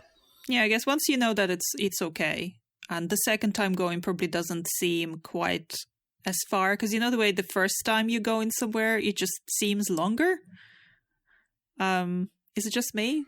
The first time you make a journey when you're not like 100% no, sure? I think that's very, very accurate. Yeah. I think the one thing that I would do differently, and I've already made fun of it twice, is bring a jacket and bring supplies. Yeah, absolutely. Why would you just run off, Harry? You have a cloak that makes you invisible. Didn't you not think that was maybe a useful thing to bring along? I feel like you also should drop a chamber pot somewhere halfway between. Just in case. Do you think on some level he didn't believe it would work, and that's why he didn't bring stuff with him? I think he was just so surprised by it that he was like, right, well, let's see how it works. And then I apparently share the same brain with Sam that, once I'd be in the passageway, I'd be like, well, now I'm here, I'm going. Yeah, for real. Well, good. It's glad to know that it's really, really easy to break into Hogwarts, kind of, from a regular shop. And no one should be at all scared about that. Yeah. But given how scared Harry's supposed to be about going through the passage with potentially Sirius Black and Dementors and stuff, I thought it was particularly funny and very much Hermione-like for her to mention that, but also mention that your form is not signed, so you cannot be here. It's like, oh, come on, Hermione, this is what we are concentrating on? Oh no, the unsigned form is why he shouldn't be there. Yeah, it goes all the way back to, or worse, expelled. Yeah. So she hasn't quite dropped this mindset. Yeah. Yet, I think. It's like, Dementors are here, Black is here to kill you, and also you do not have the paperwork. Okay. And the worst thing. I really do think that I think this is like kind of a very school specific thing. There's all sorts of reasons why somebody shouldn't be allowed to do something. But if you can lean on, hey, this is a policy that we have, that's kind of your go-to every time. It's the easiest thing to argue. And so for Harry, it might be that McGonagall and Dumbledore would have been like, yes, of course you can go to Hogsmeade, Harry. Your aunt and uncle suck. If Sirius wasn't around. And so I really do think that they're just arguing, no, you can't go. The real reason is we don't want you to die. We want you to keep you protected and all that stuff. So you can't go unsupervised. But they just argue the form because it's the easiest thing to sort of not argue about. And also by that point, Harry's already proven twice that he's very willing to jump into action if it helps others. So, this kid took on a basilisk. Oh, this is a threat to a whole school. Yeah. I'll just eliminate myself then, shall I? This guy took on Voldemort-possessed Quirrell and a basilisk 2 years running. Let's not have him take on Sirius Black. Yeah. Famous last words. Yeah. And then we have the ongoing joke that really just goes until the last book, where every once in a while we need to mention how unplausible it is that for anyone to apparate. So I love that Ron's like, you just learned to apparate here? And I'm just like, Ron, you have older brothers who passed apparition tests, and you know that it is hard to do. Why on earth would you suggest this? I thought it's more of like just a general exclamation of surprise. Possibly not. It could probably be used just anywhere. You know, if somebody you were waiting for just arrives extra quickly, you'd be like, "Did you just apparate here?" Also, Harry's been doing things ahead of schedule, so who knows? Who knows what he can do? But yeah, but have you read what you mean. Hogwarts: A History? No, because you read it, Hermione. It's so funny. I also think there's a little bit of like Ron's still the smidgenest bit in hero worship for Harry. He's still pretty in awe of him, and I think he thinks anything's possible. Like, again, a basilisk is like one of the most deadly things, and of course Harry has help, especially with the fact that Fawkes blinds the basilisk. But Harry still lives through that encounter, so it doesn't seem that odd to Ron that Harry might learn to do this also amazing different thing, because Harry has continued to show him how incredible he is. And then, of course, Ron's hero worship drops off in Goblet of Fire, and then with his training in Order of the Phoenix, Ron starts to realize that Harry's good at everything, but Ron is also kind of capable of this stuff, and his self-confidence grows a bit more by the end of book 7. But right here, I think he's still a little bit of hero worship and is like, ooh, my best friend who's amazing learned to apparate. Yeah. Yeah, and so some restrictions still don't get dropped for him, even though he is Harry Potter. Because a few of them have got dropped. Like, he got to be on the Quidditch team in the first year, which you're not supposed to do. Yeah, exactly. He survived the killing curse, and also he got not supposed to do. Gifted by the teacher who was supposed to uphold the rule. So not only did he amend the rule, they were also like, and here's the broom for it. Yeah, so I don't blame Ron here, really. Yeah, of course. Makes sense. Also, that he's like, again, they're young. Hermione's like just a lot more logical than everybody. Yeah, and I think it's also the typical, especially at that age where girls tend to be a bit more mature and more sensible.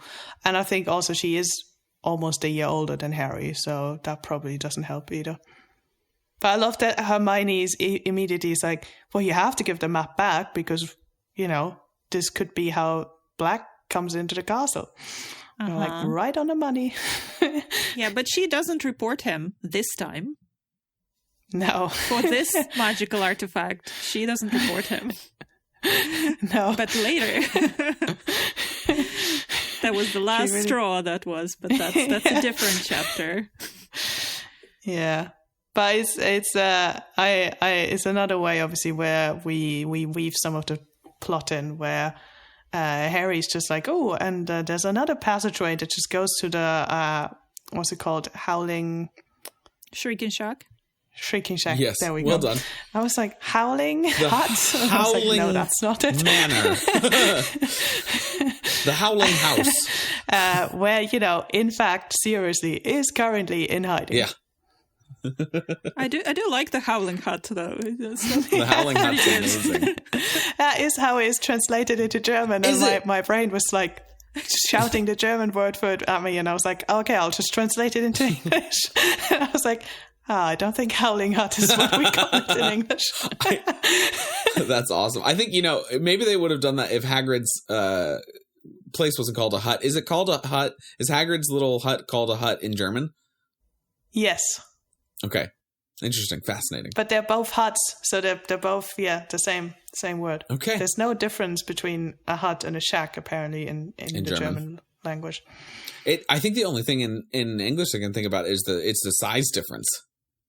The shack can be bigger, and in fact is bigger in the movies, versus Hagrid's hut is smaller. But maybe that's just me. I don't think that's a real distinction. I think shack has more of like a kind of less permanent dwelling kind of feel, that it's like worse maintained or something, but maybe it's just my understanding of it. No. Well, hut doesn't have to be. But while we're still near Honeydukes, Indeed. I love how all the different merchandise is described, and it's all very colorful and welcoming, and all sorts of options, and everybody's looking at different options. And what does Hermione want to send her parents? It's the flossing string mints. And I wonder, are her parents as boring as she thinks they are?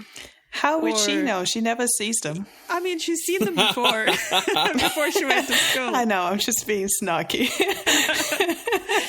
But yeah, I was just thinking, I wonder if she's just being a bit oblivious. It's like, oh yeah, my parents, yeah, they're dentists. They would like this. And I could just imagine being her mother, being kind of not having really, knowing this magical world exists, but not really having any part in it. And then, my daughter on holidays brings me this like flossing mints. And it was like, I mean, like something a bit more fun would be nice. Chocolate frog. I think it's a great one to bring to somebody who's aware of Wizarding World but doesn't get to do anything with it, because you get to see the card with the person leaving and returning, and the chocolate frog jumps. I mean, I don't know. I just felt a bit bad for her parents. Yeah, I know where you're coming from. It's just potentially it is though that I think probably true for most people that your relationship with your parents changes as you get older, and especially through your teen years, because you are slowly becoming an adult yourself, and you're probably realizing your parents are also just people. Whereas, when you're younger, they're probably more, they seem probably more like they're capable of everything because, they do everything for you, they provide for you, all of that stuff. So maybe at that point, Hermione mostly sees her parents in that sort of dentist box. Yeah. Yeah, it really feels like one of those, oh, what should I get my dad for Christmas? Socks. Yeah. Unless you're Dumbledore, that's a bit boring, right? And also, I guess, if they're running their own dentistry, that is a business that, probably takes up a lot of their time if you're running your own business. So that's true. She might not have actually seen them as much, but I don't know. It is interesting that she sort of, and this is just Rowling having very static characters in Hermione's parents, just reminding us that they're dentists and stuff, but because it's like the only detail we ever get from them. But it is interesting that Hermione lumps them. What that does impact wise on the page, that Hermione lumps her parents into just this kind of single category. And maybe she really is thinking about what they were loved. Maybe they do just nerd out only over teeth. But I would hope that Hermione has more love than that, even though it does seem, even with your snarkiness, Aurelia, I still kind of agree. Hermione doesn't prioritize her parents. Yeah, she really doesn't. They're only dentists.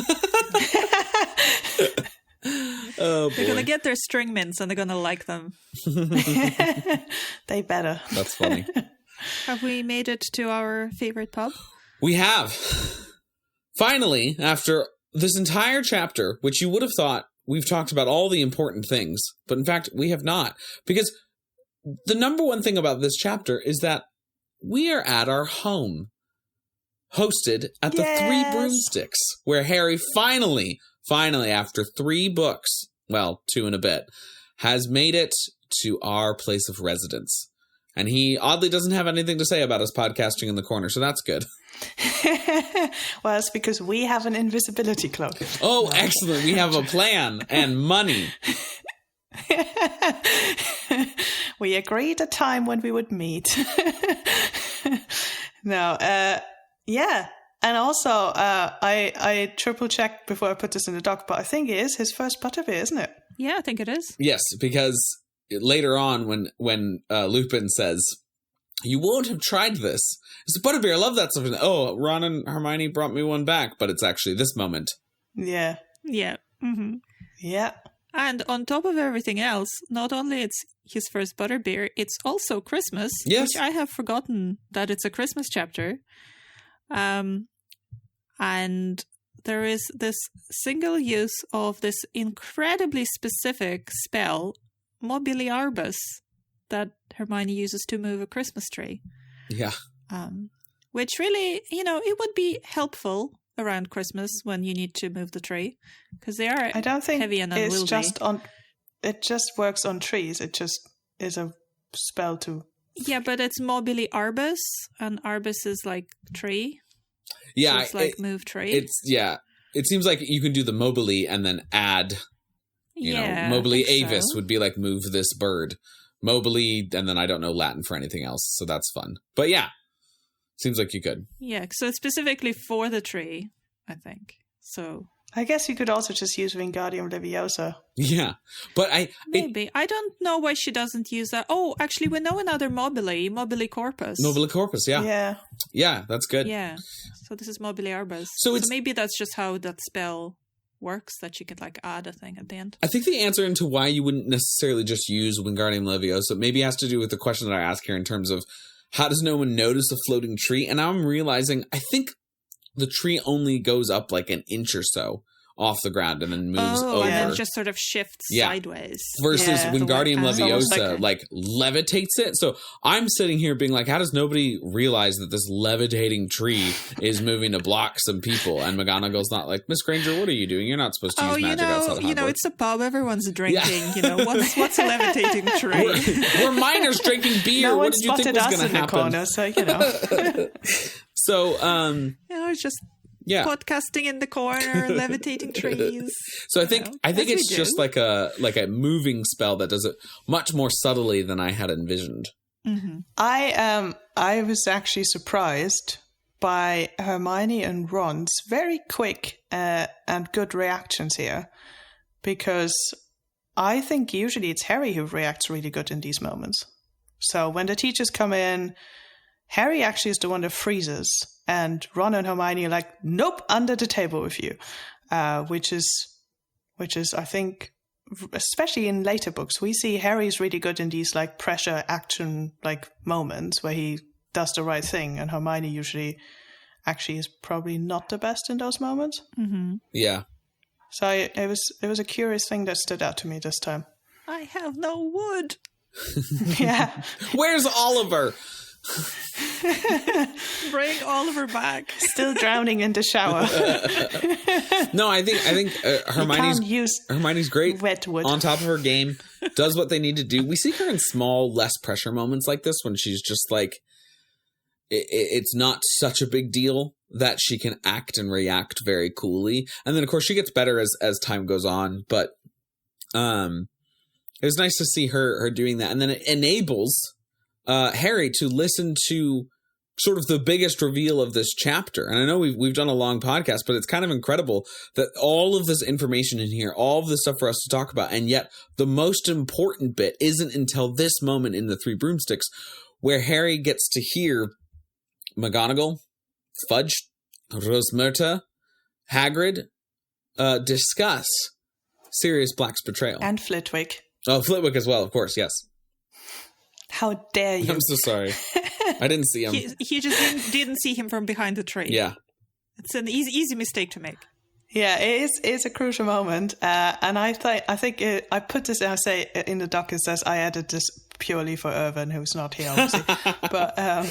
but it is a bit of a curious thing where McGonagall is like, "Did you tell the whole pub, Hagrid?" Mm-hmm. And then she continues on having a conversation that is really very top secret with the Minister in the same pub, and is being listened to. Yep. Maybe she's been less loud than Hagrid is, so she thinks she's being discreet. Boom. Well, and she and Sirius both know that the Three Broomsticks is a great place to have a secret conversation because absolutely no one will ever listen behind a Christmas tree. No, that would never happen. It's a huge reveal because we go from Sirius Black is after Harry because he's a Voldemort supporter to Sirius Black was James' best friend, Harry, and is Harry's current godfather and is the reason why Harry's parents are dead.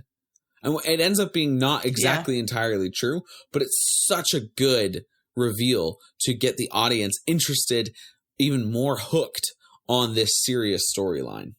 And it's the only book that doesn't really have Voldemort. Yeah. Just his servants. So all we have is Sirius, and it's a great hook. And we learn so much more about the world and the history pre-Harry Potter, basically, because prior to that we only really knew a tiny bit about what happened, but now we know a lot more about Harry's personal history, I should say, how he fits into the world, not just from the point of when he got zapped by the killing curse. Yeah. Is a very clever way of sharing that bit of knowledge with Harry without info dumping it on Harry, basically. But I also just because I think almost every time we have interactions where McGonagall is involved, she's just one of my favorite characters whenever we meet her in those circumstances, because she just doesn't care that she's talking down on the Minister. When they're talking about the Dementors searching for Sirius and Rosmerta complaining that it's bad for business. And Fudge was like, well, we wanted them in the school, but Dumbledore wouldn't allow that, which also, what on earth? I should hope not. Which McGonagall agrees with me, because she also says that. And how are we supposed to teach with those horrors floating around, which is a very good point. Mm-hmm. I just love McGonagall. Me too. And then in further, I know I've brought this up loads in this chapter anyways, but another little tidbit to read into. But also I think maybe a little bit of the typical stereotype of, the bartenders are good listeners and are good at reading and observing people. Because Rosmerta says, of all the people to go over to the dark side, Sirius Black was the last I'd have thought. Yeah. It's a nice little tidbit. I guess she's a good judge of character after all. Turns out, except for Malfoy. As it turns out later, yeah. Yeah, it's a cool little bit of foreshadowing that's enveloped into this incorrect interpretation of what's going on. So the audience is believing everything that McGonagall said. She's proved to be a very trustworthy source. Fudge less so, Hagrid less so, but in general the kids trust adults. And this is so salacious, all of this information. And then we get Rosmerta giving us this little bit of textual foreshadowing that says, he's the last person I'd have thought. Mm-hmm. And of course, then we learn a lot more. Rosmerta probably knows the Black family or their reputation. She knew Regulus. And to see the entirely different brothers and how proud Sirius is to be a Gryffindor, et cetera, et cetera. It's just interesting to see that perspective of knowing Sirius and seeing what that becomes for him in terms of his reputation. Yeah, it's quite interesting as well because arguably McGonagall out of that group of people, knows Sirius Black the best because she was Yes. his head of house and saw him for, 7 years of magical school. But maybe it speaks to some of the, hardships that she has gone through in her life already, that that she probably bitterly just accepted that, he's gone over to the dark side. I liked him when he was a student. He seemed like a good guy. Yes, did probably one too many pranks, but, she just sort of accepts and moves on. Yeah.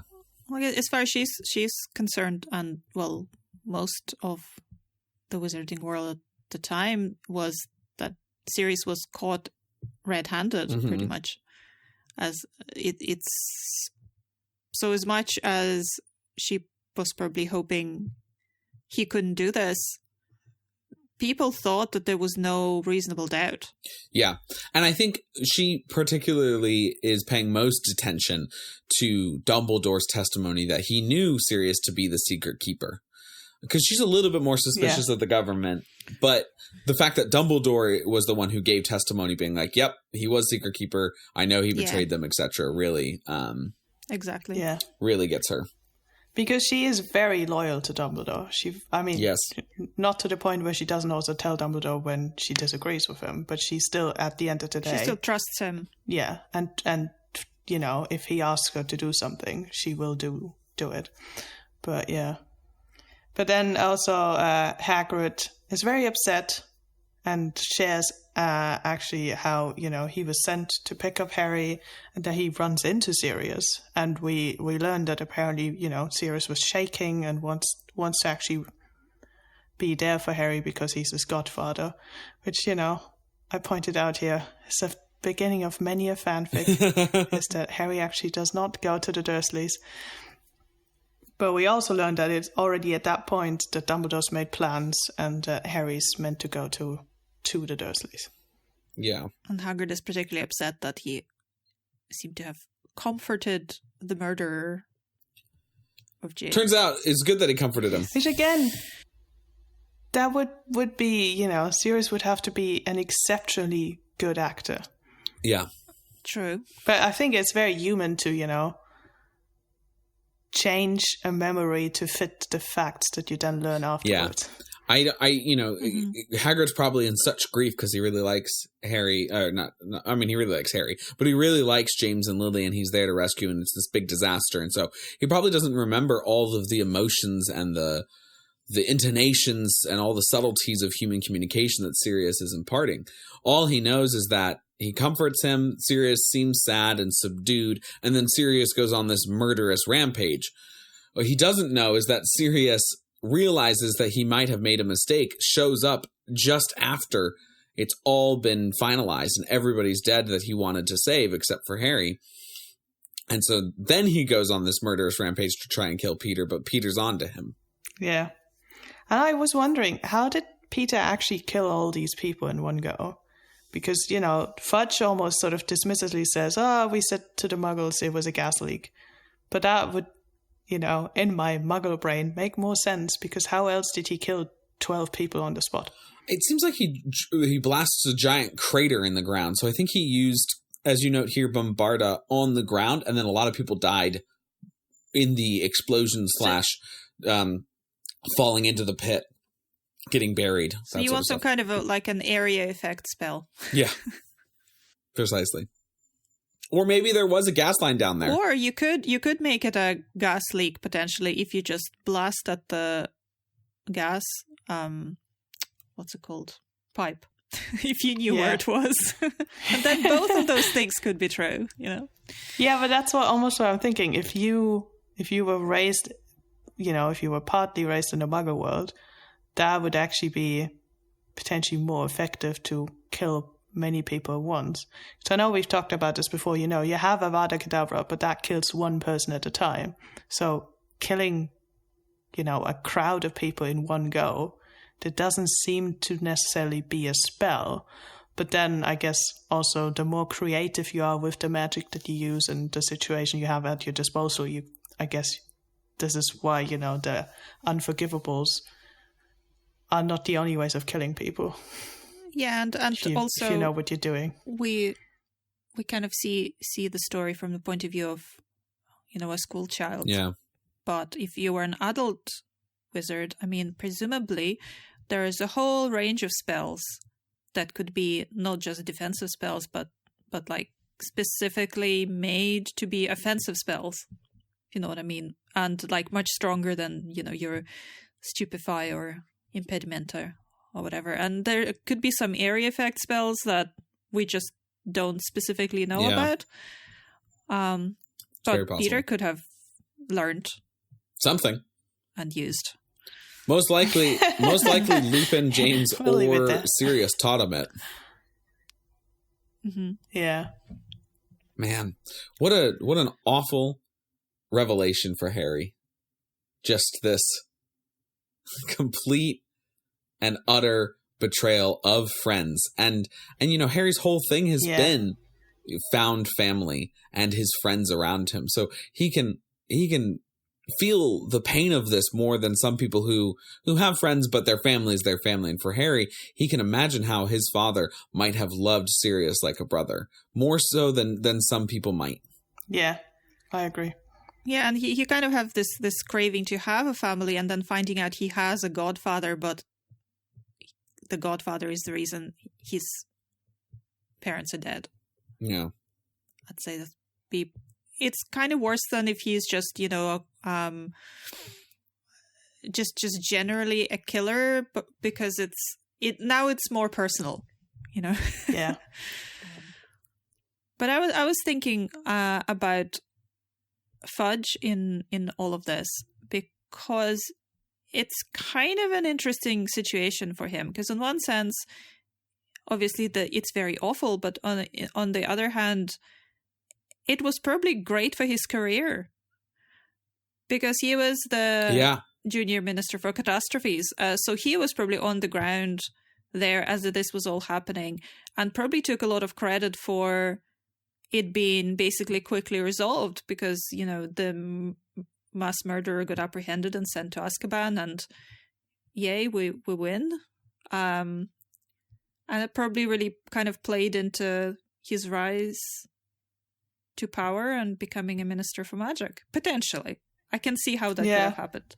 I also find it interesting because that moment, as you say, is so important to him. But also in the conversation that they're having about this moment, Fudge is actually saying, but Sirius returning to Voldemort would be giving him back his most devoted servant, and I shudder to think how quickly he'll rise again with, is meaning Lord Voldemort. Mm-hmm. But a year and a half from now in the canon of this, Fudge then denies the possibility of that. Yeah. Or, I mean, I'm still thrown from the episode that we did cover this. Maybe he did acknowledge this, but didn't react on it and pretended and did the whole gaslighting of Harry and Dumbledore, because it furthered his career over acknowledging that Voldemort was back. Maybe he's just happy to talk about it in theory in a pub while drinking his red currant rum, but when it comes to actual action, when this thing does occur, he's just not capable or willing, or so he's here for the gossip, but not for the job. Yeah. Yeah, and I guess we've all seen with the author of this book series how not long it actually takes for someone to start spiraling into the wrong path, I guess. Yeah, for real. Yeah. Well, good. Glad to know that Fudge stinks as normal. Hey, I might predict how if he got a servant back, he might rise to power. This episode was really a roller coaster. Yeah, it really is. We're having fun. Oh, it's really depressing. Yeah. We had death, depression, horrible politics, revelations about one's family, murder, maps, and candy, security, maps, yeah, chocolate. Candy. Some Quidditch stuff. Candy, yeah. People trying to drown themselves. It's great. It's a great chapter. It's a lot of information. Good reveal. It's one of these classic sort of rolling chapters where you go through several iterations of different things. But it's like one of my favorite versions of that, because each part really seems to both drip with foreshadowing and with actionable details that move the story along. Yeah. Just as the tree was moved along in the pub. Yeah. Is this Mobilia chapter? Very Mobilia good. plot? Well done. I don't know Latin well enough, but it is one of those. I think the middle chapters are the longer and the more often I reread those books. Are always more interesting to me now, because the beginning of books, it sets the scene. This is roughly, some hints are dropped of where we're going this book. And then obviously the end of every book is the big, fight, fallout, the big adventure. And in the middle where we're balancing with school, because this is supposed to be a school, with also this is slowly the plot thickens. This is, what's going to happen. And with this book, but also the books after this, more and more outside school world problems are coming in. Yeah, that's very true. It's not just about stuff that's happening at Hogwarts. It's slowly becoming about stuff that's happening outside of Hogwarts. Yeah. That's very true. But you know what? A lot of great stuff in this chapter happens inside the Three Broomsticks, where Rosmerta, who tends the whole place, can only name 7 of her customers at one time. It's been a long day for her. Also, Rosmerta, who tends to the whole place, but actually just sits down and has a chat with some of her customers. It's the minister. Lunch break. She needs to curry favor in case they try and pass a tax on small businesses. And she wants to give Fudge the piece of her mind because of the Dementors and Hogwarts. Yeah, for real. Which, I agree. She should. 1, 2, 3, 4, 5, 6, 7. But the 7 ingredients of today's special, which we are taking at the pub, are Romerta's 7 named customers, because you guys know by now this is all about, how we're justifying our rankings. Indeed. So we have the trio, Ron, Hermione, Harry, and then we have the teachers, Flitwick, McGonagall, Hagrid, and we have Fudge. Lovely. So that makes 7. Amazing. 7 people named in the bar, in the pub. Well done.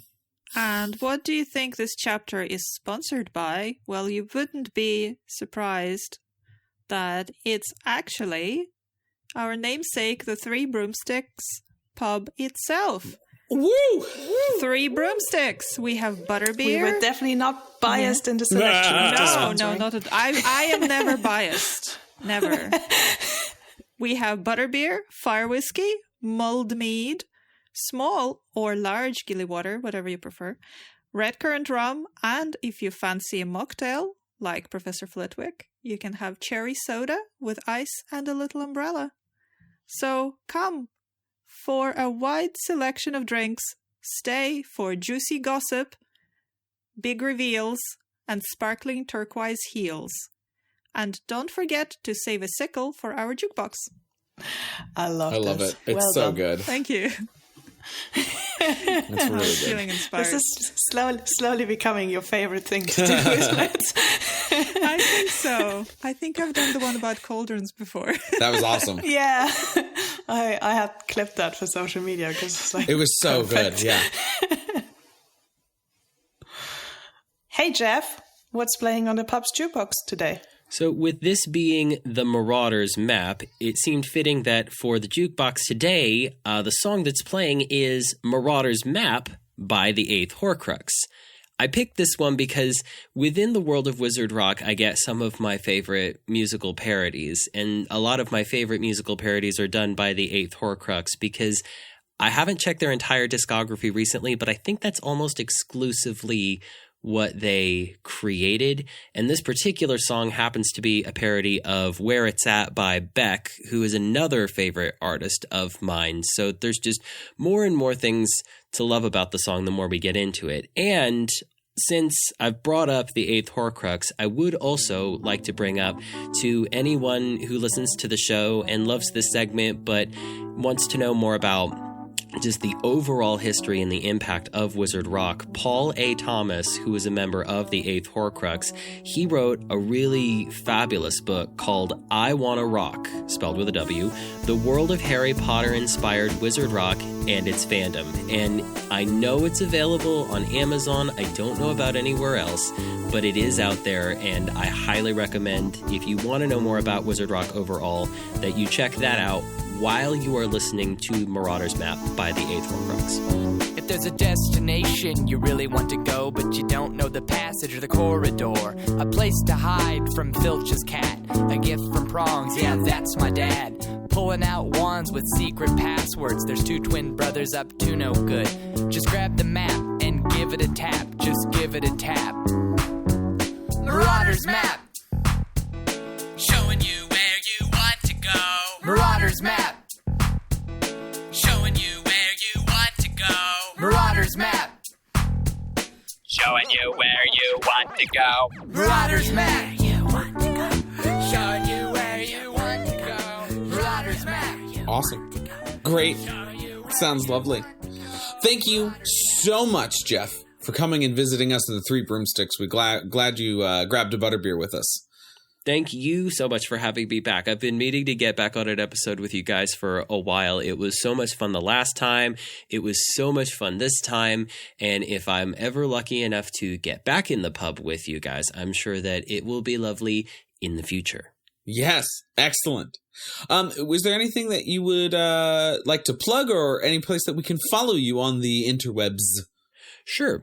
In terms of live performances, I've yet to be invited in any official capacity, but I will be present at Enchanticon in St. Louis this summer. I know that I will be there. As for others, if you follow me on my social medias, then you will definitely know when something comes up, because these things tend to come up unexpectedly. So in the meantime, if you find Dreamquaffle on any of the social medias, that's me.